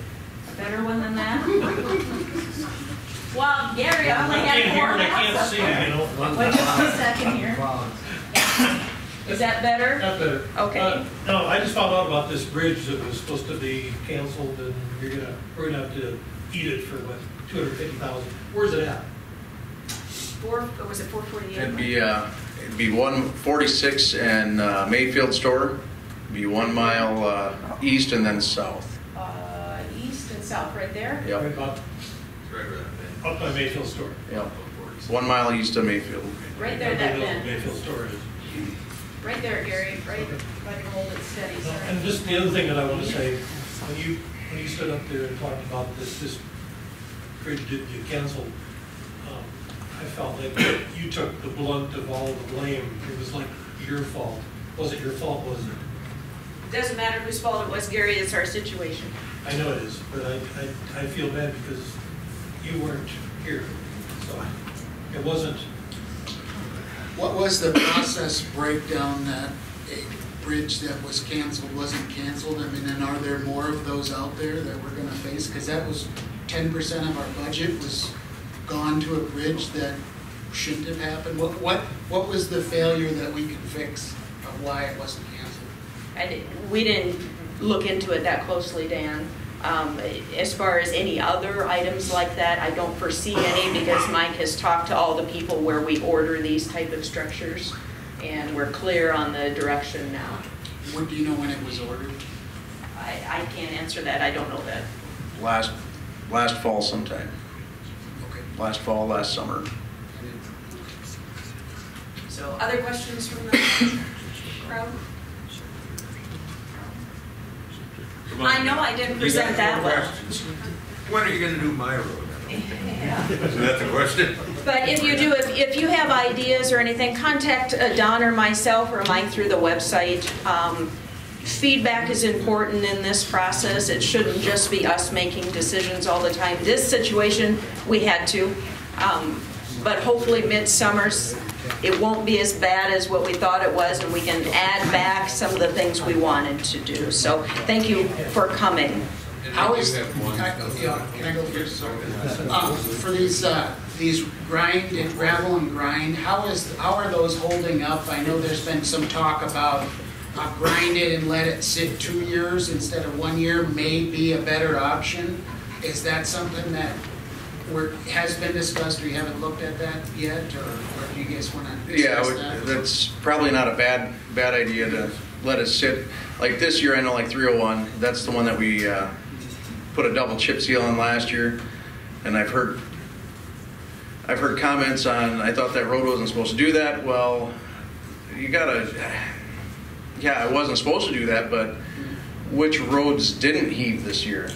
You know, the conditions were exceptional for this problem, and yeah, it showed up everywhere. It wasn't just them roads, or that road is everywhere. And then that's the other thing is, say we fixed we fixed roughly, say, 14 to 16 inches of base versus, we didn't go down any farther. I mean, we fixed what's on top.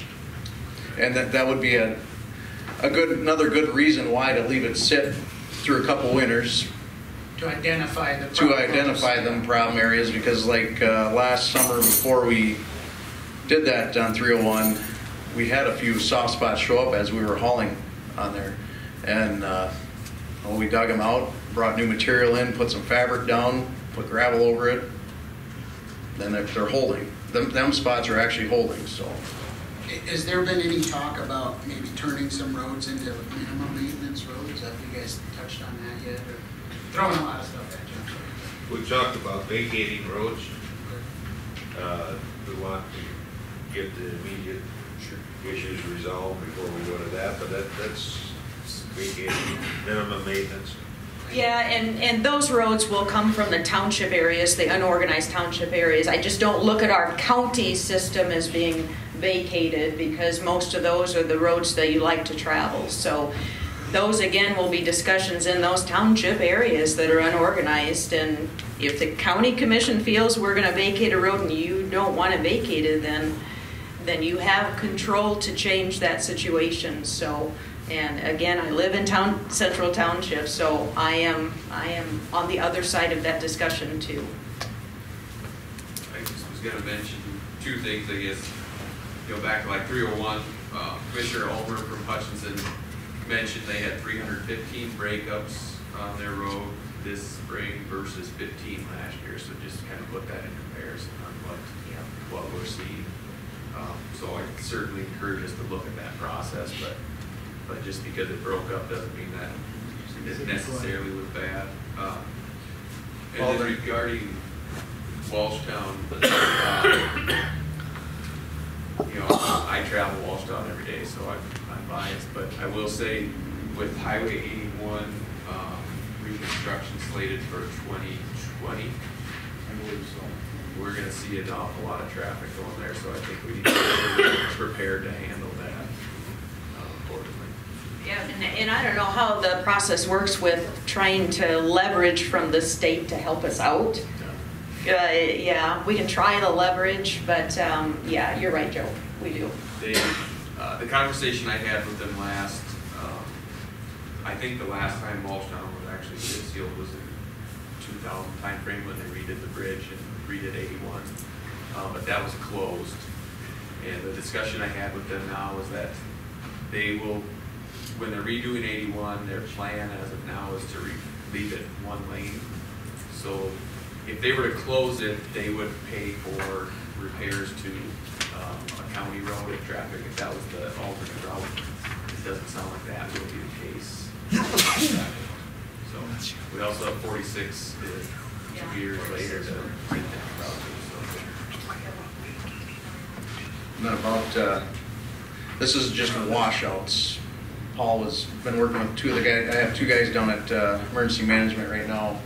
Well, not right now, but anyways, entering in FEMA stuff, and they came up with what did you say, Paul? 600 and about 620 sites. 620 flood sites that we have to fix, and that is not including the blowouts on the asphalt roads.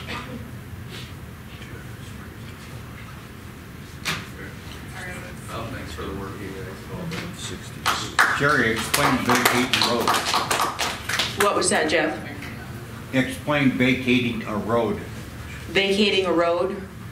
Don might have to back me up on this. I've never went through the process, but to me, that's essentially giving that land back to the landowner. And Rob, you can jump in here anytime, but so it's split in half. Right.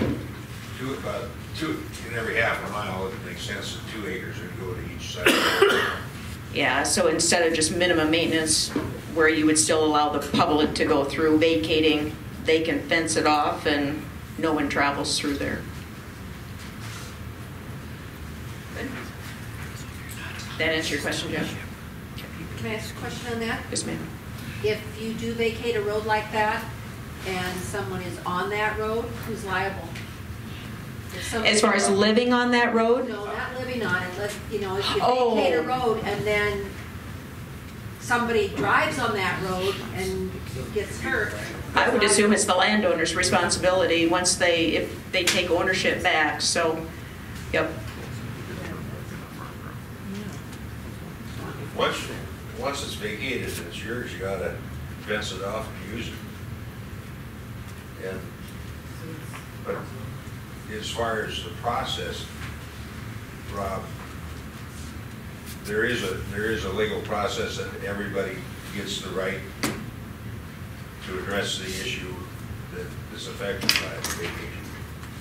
You have a hearing, Don. You can petition, landlord can petition, the commission can act on their own motion.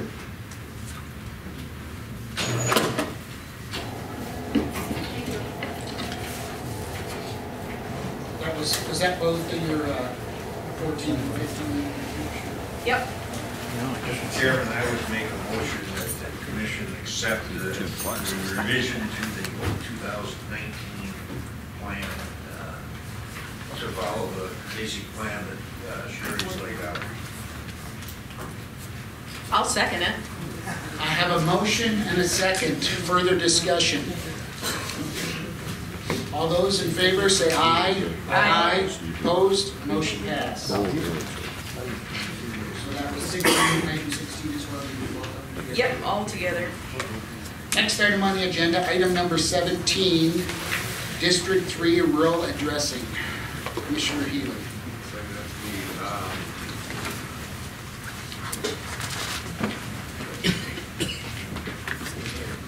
We have that agreement in our package.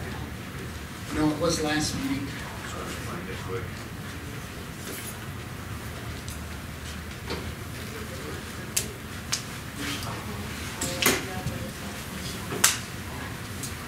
There, here, I'll just find it quick. Okay. Item 14. Yep. So we had a rural addressing agreement with District 3. Little brief history, to my knowledge, is District 3 in prior years had signed rural 911 addresses. The county took it on into the planning and zoning office, and we're looking at giving that function back to District 3. It is part of our package that we pay an annual fee to District 3. It's part of the responsibilities of them, and so it's at no additional cost to the county. At the last meeting, the question was brought up. I have a resolution change to an ordinance here to discuss with the planning and zoning, but we wanted to make sure the process was thought through, and all the departments that are involved have talked about this. And so, Paul, do you want to talk about this at all? You were involved in that ordinance 11A. Well, that I can a little bit. And we're not doing anything with this today. Okay. It's, what we wanted to make sure is that there's certainly some direction and agreement on how we're gonna handle this before we approve the resolution. Well, I'm part of the 911 committee. I'm just one of the people that sit on it. But I kind of put something together, what you have there. Ordinance 11A was the resolution that was put together, or the ordinance, when we adopted the 911 back in 84, 85. But back then, it was registered deeds took care of certain things, because we didn't have planning and zoning back then. So we made some clarifications. I know I had Rob look at it a while back. But one of the things that I would like to see, sort of some of what the emergency services are behind us on this also, is that you can't get your building permit until you get your 911 address sign put up at the end of your, wherever you're gonna do it. And I know that sometimes you might not know exact location, but right now, if you come to my office, I have a stack of 911 signs this big that's been there for 3 years, and people are not picking them up. I send letters out every other month, and to me, I mean, if somebody gets hurt even building the thing that they're having built, we don't know maybe exactly where it's at. And so part of our thinking was that it takes 3 to maybe 4 days at the most to get the address signed. So, and I know there's a longer process of getting the permit and going through the proper channels at the county level, or the other levels, that we could have the sign sitting there once it's assigned for that thing coming up. a structure, whatever. Essentially, what you're requesting is that a building permit is not issued until the sign is picked up from your office. Correct. And so, and I think that makes sense, and it sounds like everybody's on board with that, so. I guess I'd make a motion to approve the memorandum of agreement for rural addressing assistance from District 3. And again, this is something District 3 is doing free of charge for us, and it's very nice of them. All right, I had a motion. Is there a second? Second. Motion and a second. Further discussion? All those in favor say aye. Aye. Opposed? Motion passed. Next item on the agenda, item number 18, District 3's contract. Commissioner Loston. Our contract expires, I guess, at the end of this month. Right, our contract will be expiring at the end of the month, and it was, the way it was written is that it could be extended if we wished. I have not had discussions with District 3 regarding that yet, but we do have the next couple of items. We do have some job description changes regarding the administrator position. Should we extend the contract? I think we definitely need to look at it, yeah. Probably a motion to extend the contract or give you. Yeah, because we don't meet until April, so. May. May. So entertain a motion. Are you okay having a discussion? Okay, you okay to do it? Thank you.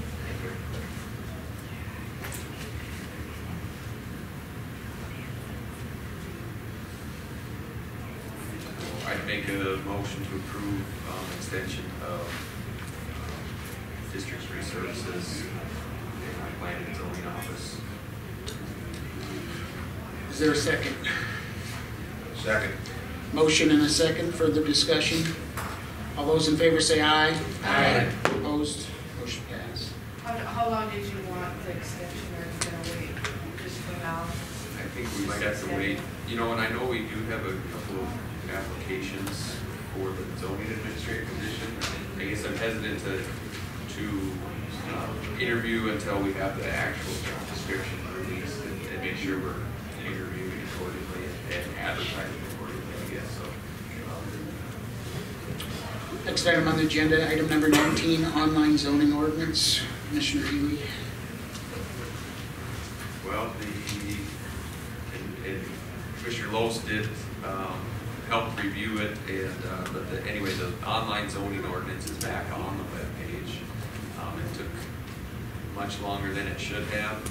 There were some formatting issues with the one that was prepared, and we were hesitant to put that on until we knew everything was done correctly. There still are a few pages with some formatting issue, but the content is there. So just know if you do go to the web page and pull it up, it should be accurate and up to date. That's under the zoning department, correct? Yes, sir. Do you have anything else on that? No. Move it on. Item number 20, firework conditional use permit in a commercial district. Again. I'll make a motion to move into Board of Adjustment. Do we need to do it? Okay, entertain I got a motion and a second to go into Board of Adjustment. All those in favor say aye. Aye. Opposed? Now in Board of Adjustment.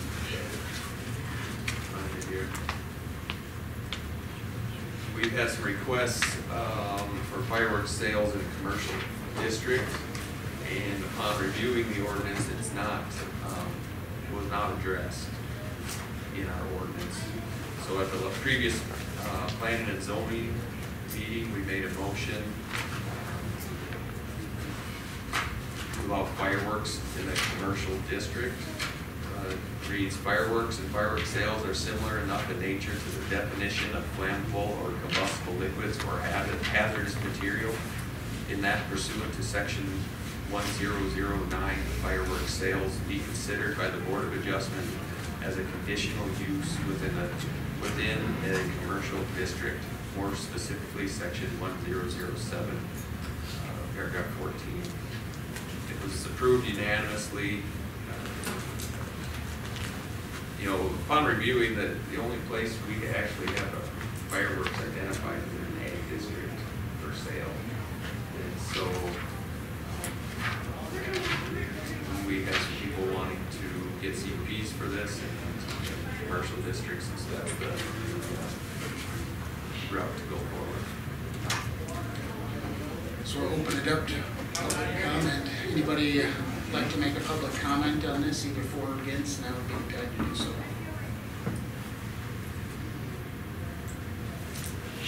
Going once, going twice.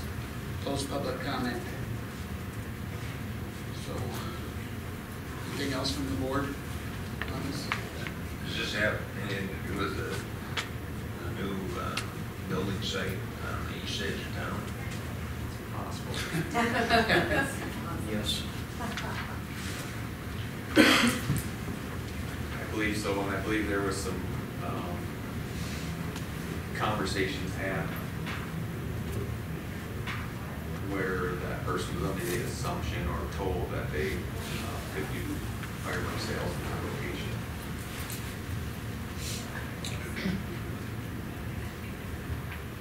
location. Well, I think we have a record on film when that plot was approved out there, and I think somebody in the group asked the question of whether that was going to be a fireworks. Okay.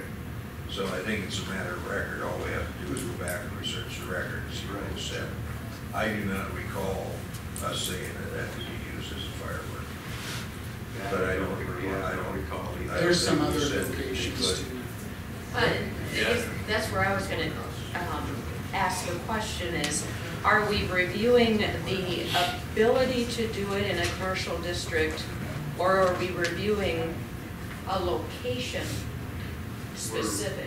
Because those are two different, well, so the first question is, do we feel this is a proper interpretation of the ordinance? And we need to decide that. And then when they come through for CUP review, it is up to that board, whether it be the planning or the board of adjustment, to say, well, is this a good location for flammable and combustible liquids, essentially? Correct. So, is it? Am I right on that? We're essentially, there was not a path for a CUP. Right. Existing, and so we're creating a path, and then you're right, at specific locations moving forward, we'll go through the CUP process, go through the planning and zoning, come in front of the board of adjustment for approval. So. And I'm good with that interpretation. For now, I think when we go through and review this whole ordinance and we get to commercial, we need to specifically list it at that time. Absolutely.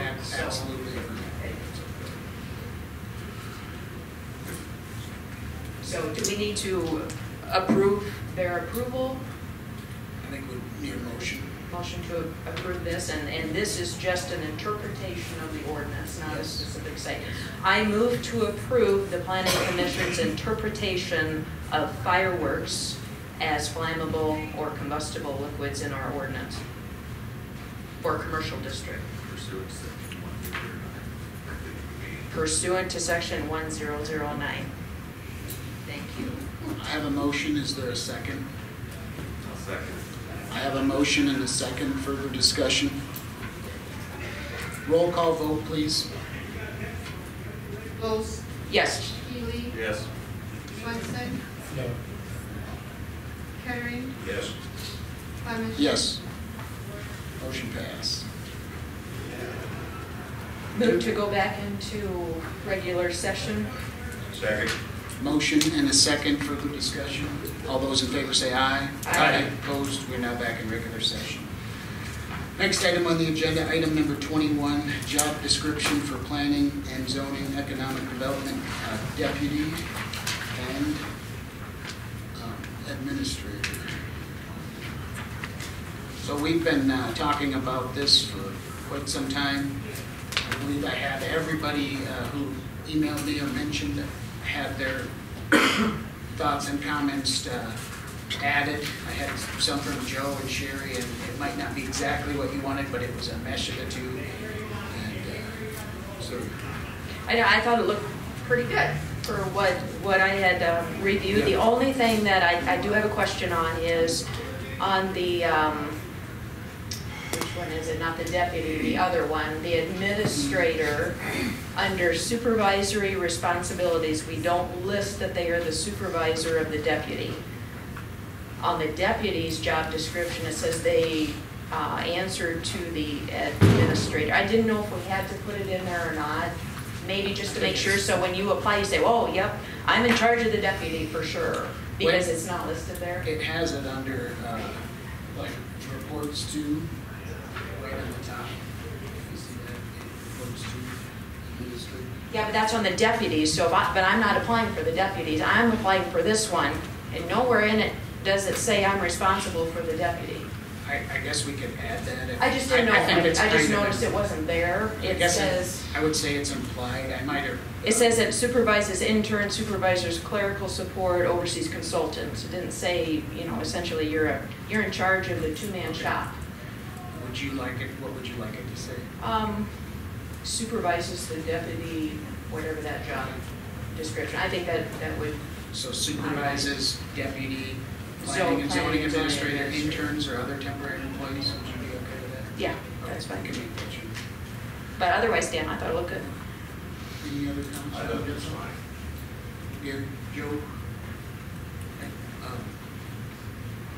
so I entertain a motion to approve those job descriptions with the change to the administrator, to include supervision of the deputy, interns, or other temporary employees. So moved.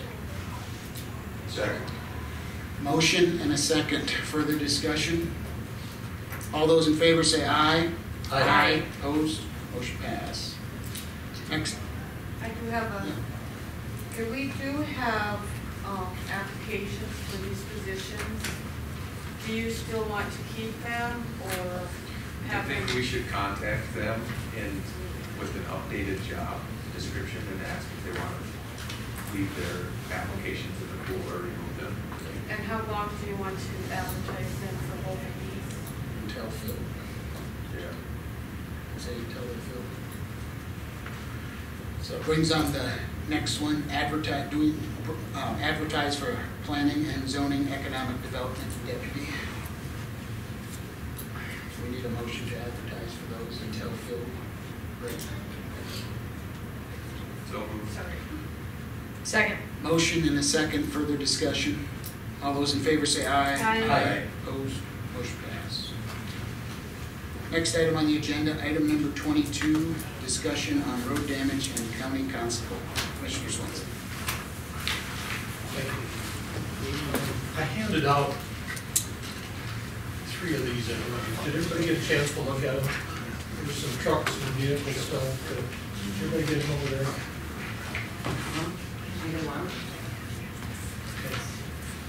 This is like a two-part. We know the condition of the roads, what they've been like, and everybody's supposed to stay off the gravel roads. I took these pictures, most of them. Actually,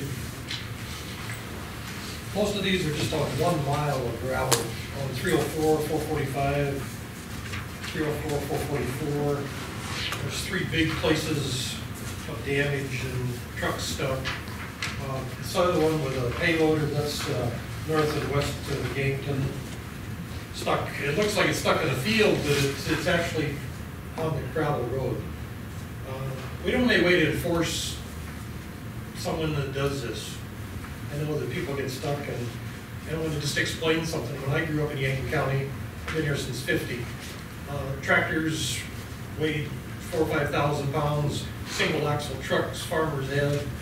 It wasn't a farmer, hardly all had a semi. Now we've got 4-wheel drive tractors that weigh 50,000 pounds. We've got semis with 3 and 4 axles on a trailer. We got a twin screw axle with a tag, and we're carrying, well, usually 80,000, but some of them are pulling doubles. And we're still using the same old gravel road that we had in 1950, 1960. And I think they've held it pretty good, but now with this bomb cycle that we've had, and with the frost and everything, we found out that things are pretty tough, and everything's tore up. I mean, I don't know how we're gonna get some of this repaired. There's some farmers out there I know being one myself, that you get stuck in a field like this and you dig down until you can't move anymore. It could be 6, 7, 8, 10 years until that hole fills in if we get a terrible rain, because I've come across them and sunk into them years later. We need a way to enforce and keep this from happening again. We used to have constables. There was a constable in Mission Hill. There was a constable in Vollen. And Jim, Sheriff Jim, maybe you can help me out. That was back when you and I were deputies. Well, I remember, yeah.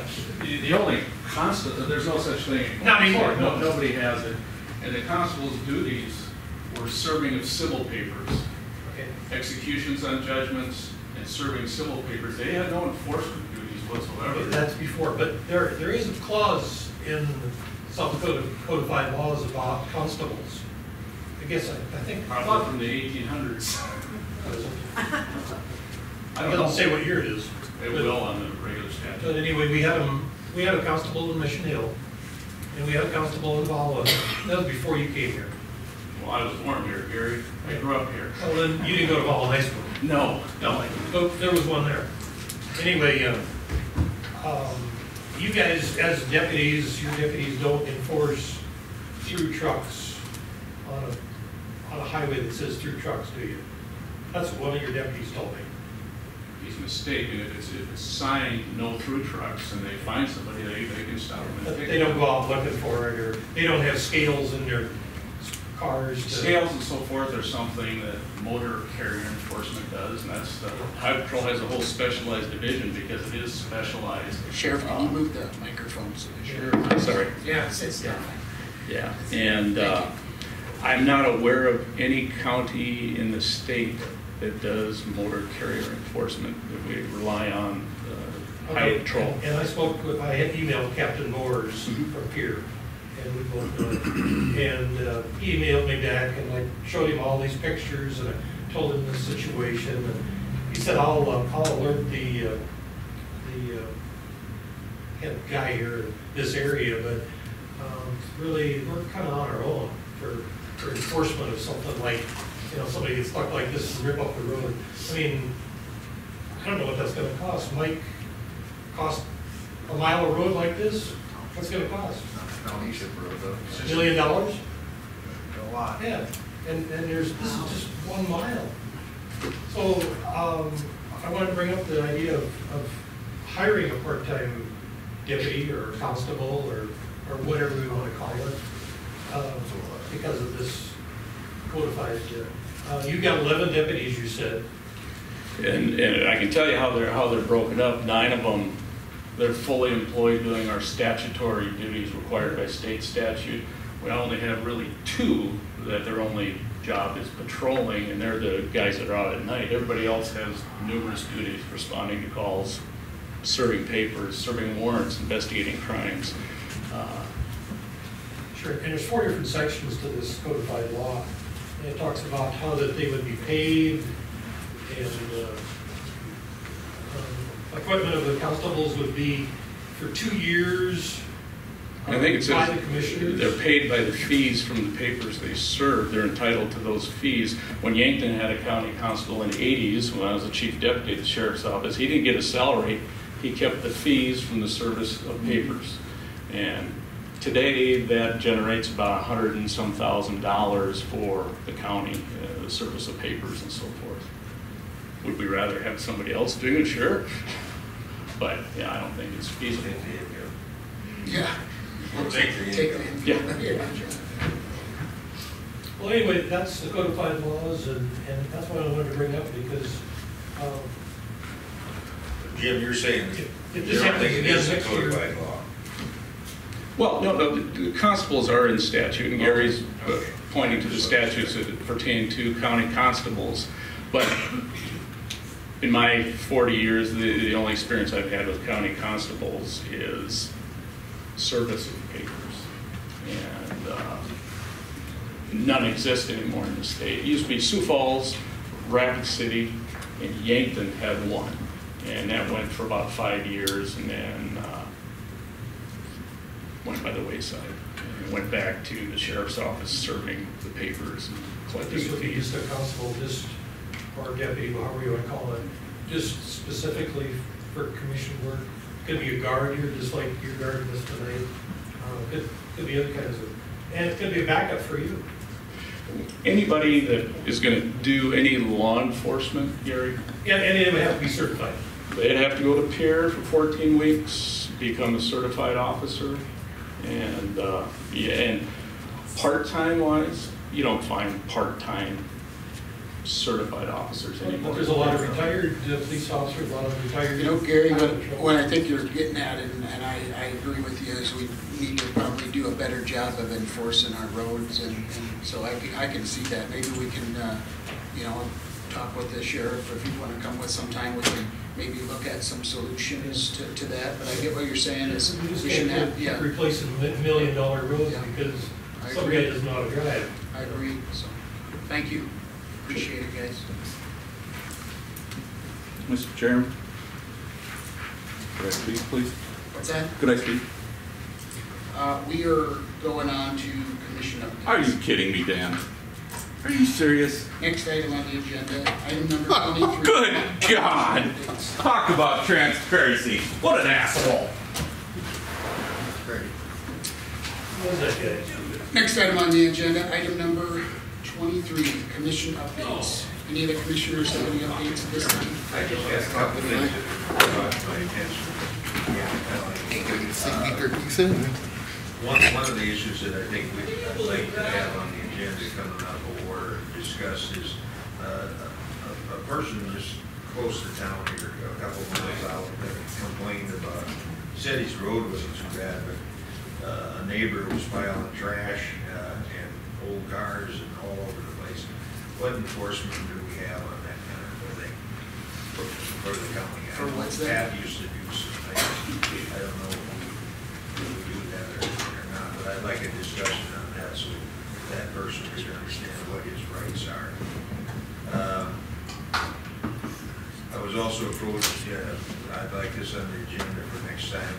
I was approached by an individual who wants to bring another alfalfa pellet plant on the road 1 mile west of Gayville going north. And he would like to test the road. I've talked to Mike to see what weight requirements it would hold. So discuss that if we need to.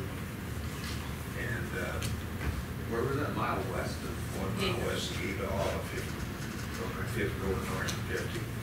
And then I'd like to call attention to there have been just a tremendous number of instances in the last month where people have volunteered to do different things in the county to help get through this.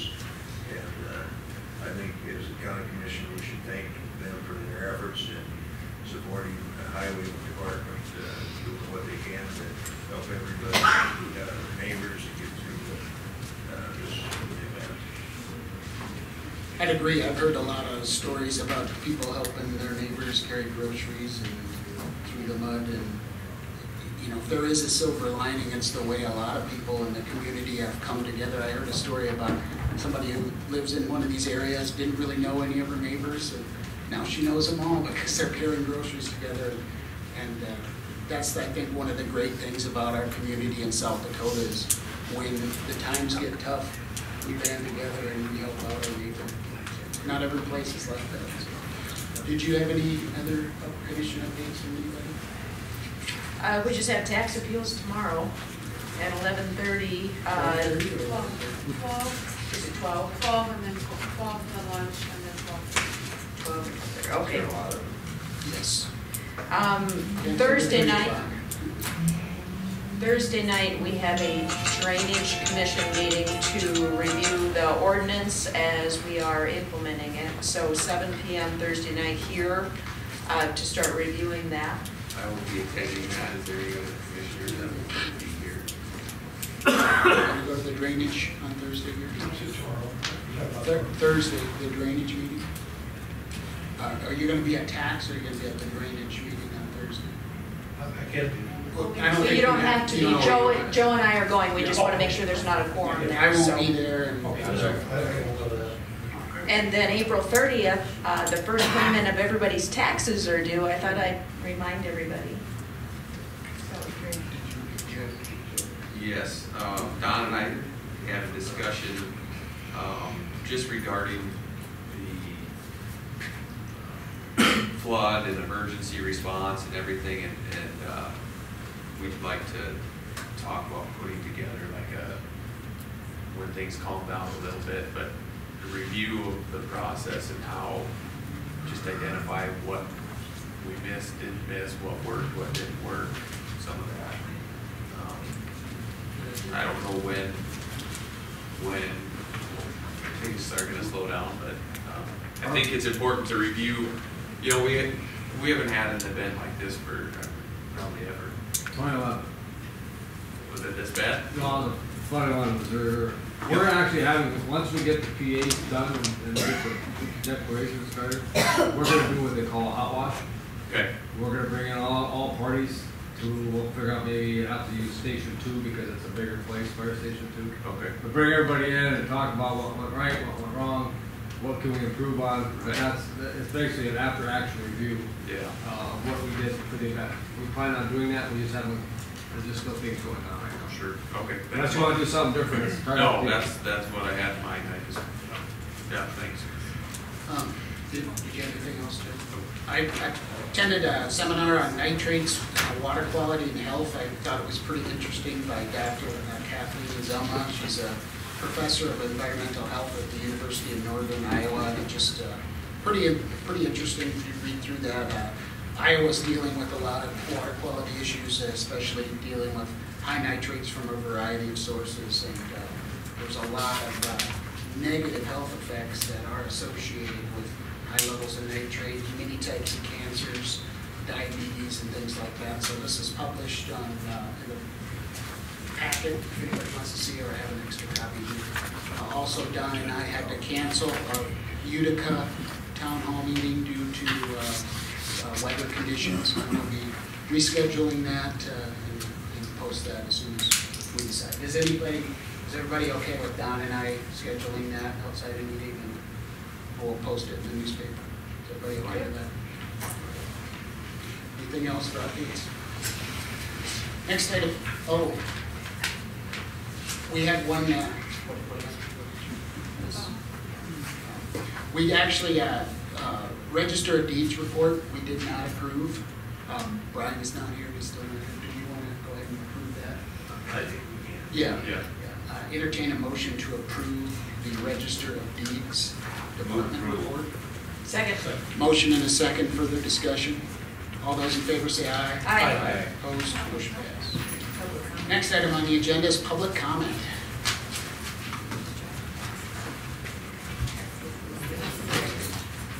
Raise your hand or what? You can sign up on the sheet back there if you'd like to make a public comment. Could you just bring that forward, sir?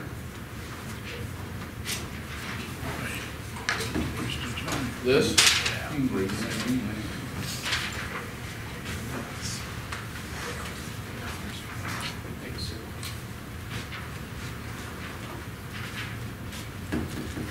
Please state your name for the record, sir.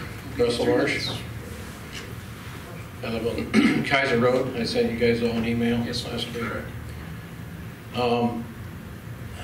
Sherry mentioned about water in ditches and culverts being a responsibility of landowners.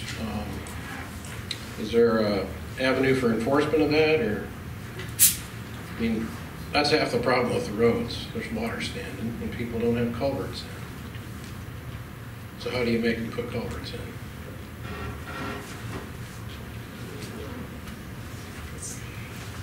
we're not supposed to respond during this, and I don't know if I have a good answer, even if I was allowed to respond. Okay, Yeah. can you respond to my email? I did send you something, and Oh, you did? I did talk to Greg Vavra at South Dakota LTAP today about that specific question. Actually, it was yesterday, so I'll circle back with you since it wasn't on the agenda. I probably shouldn't state what he said.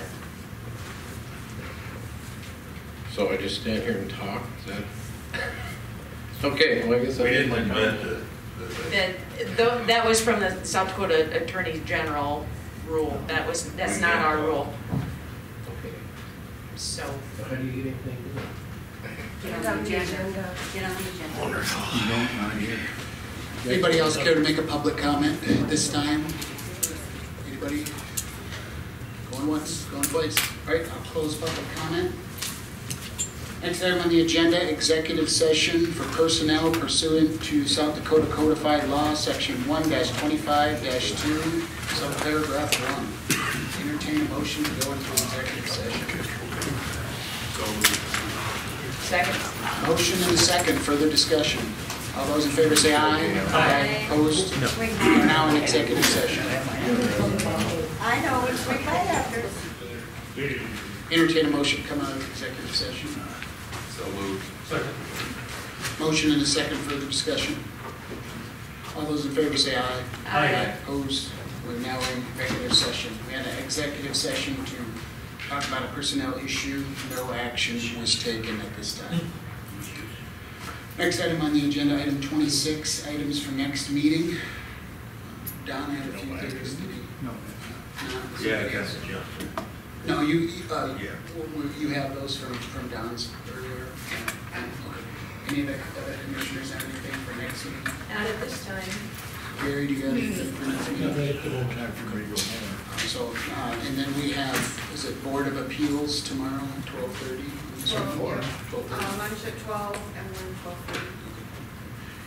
Entertain a motion to adjourn. Move to adjourn. Second. Motion and a second, further discussion. All those in favor say aye. Aye. Opposed? Aye. Aye, not opposed. Motion passed. Thank you.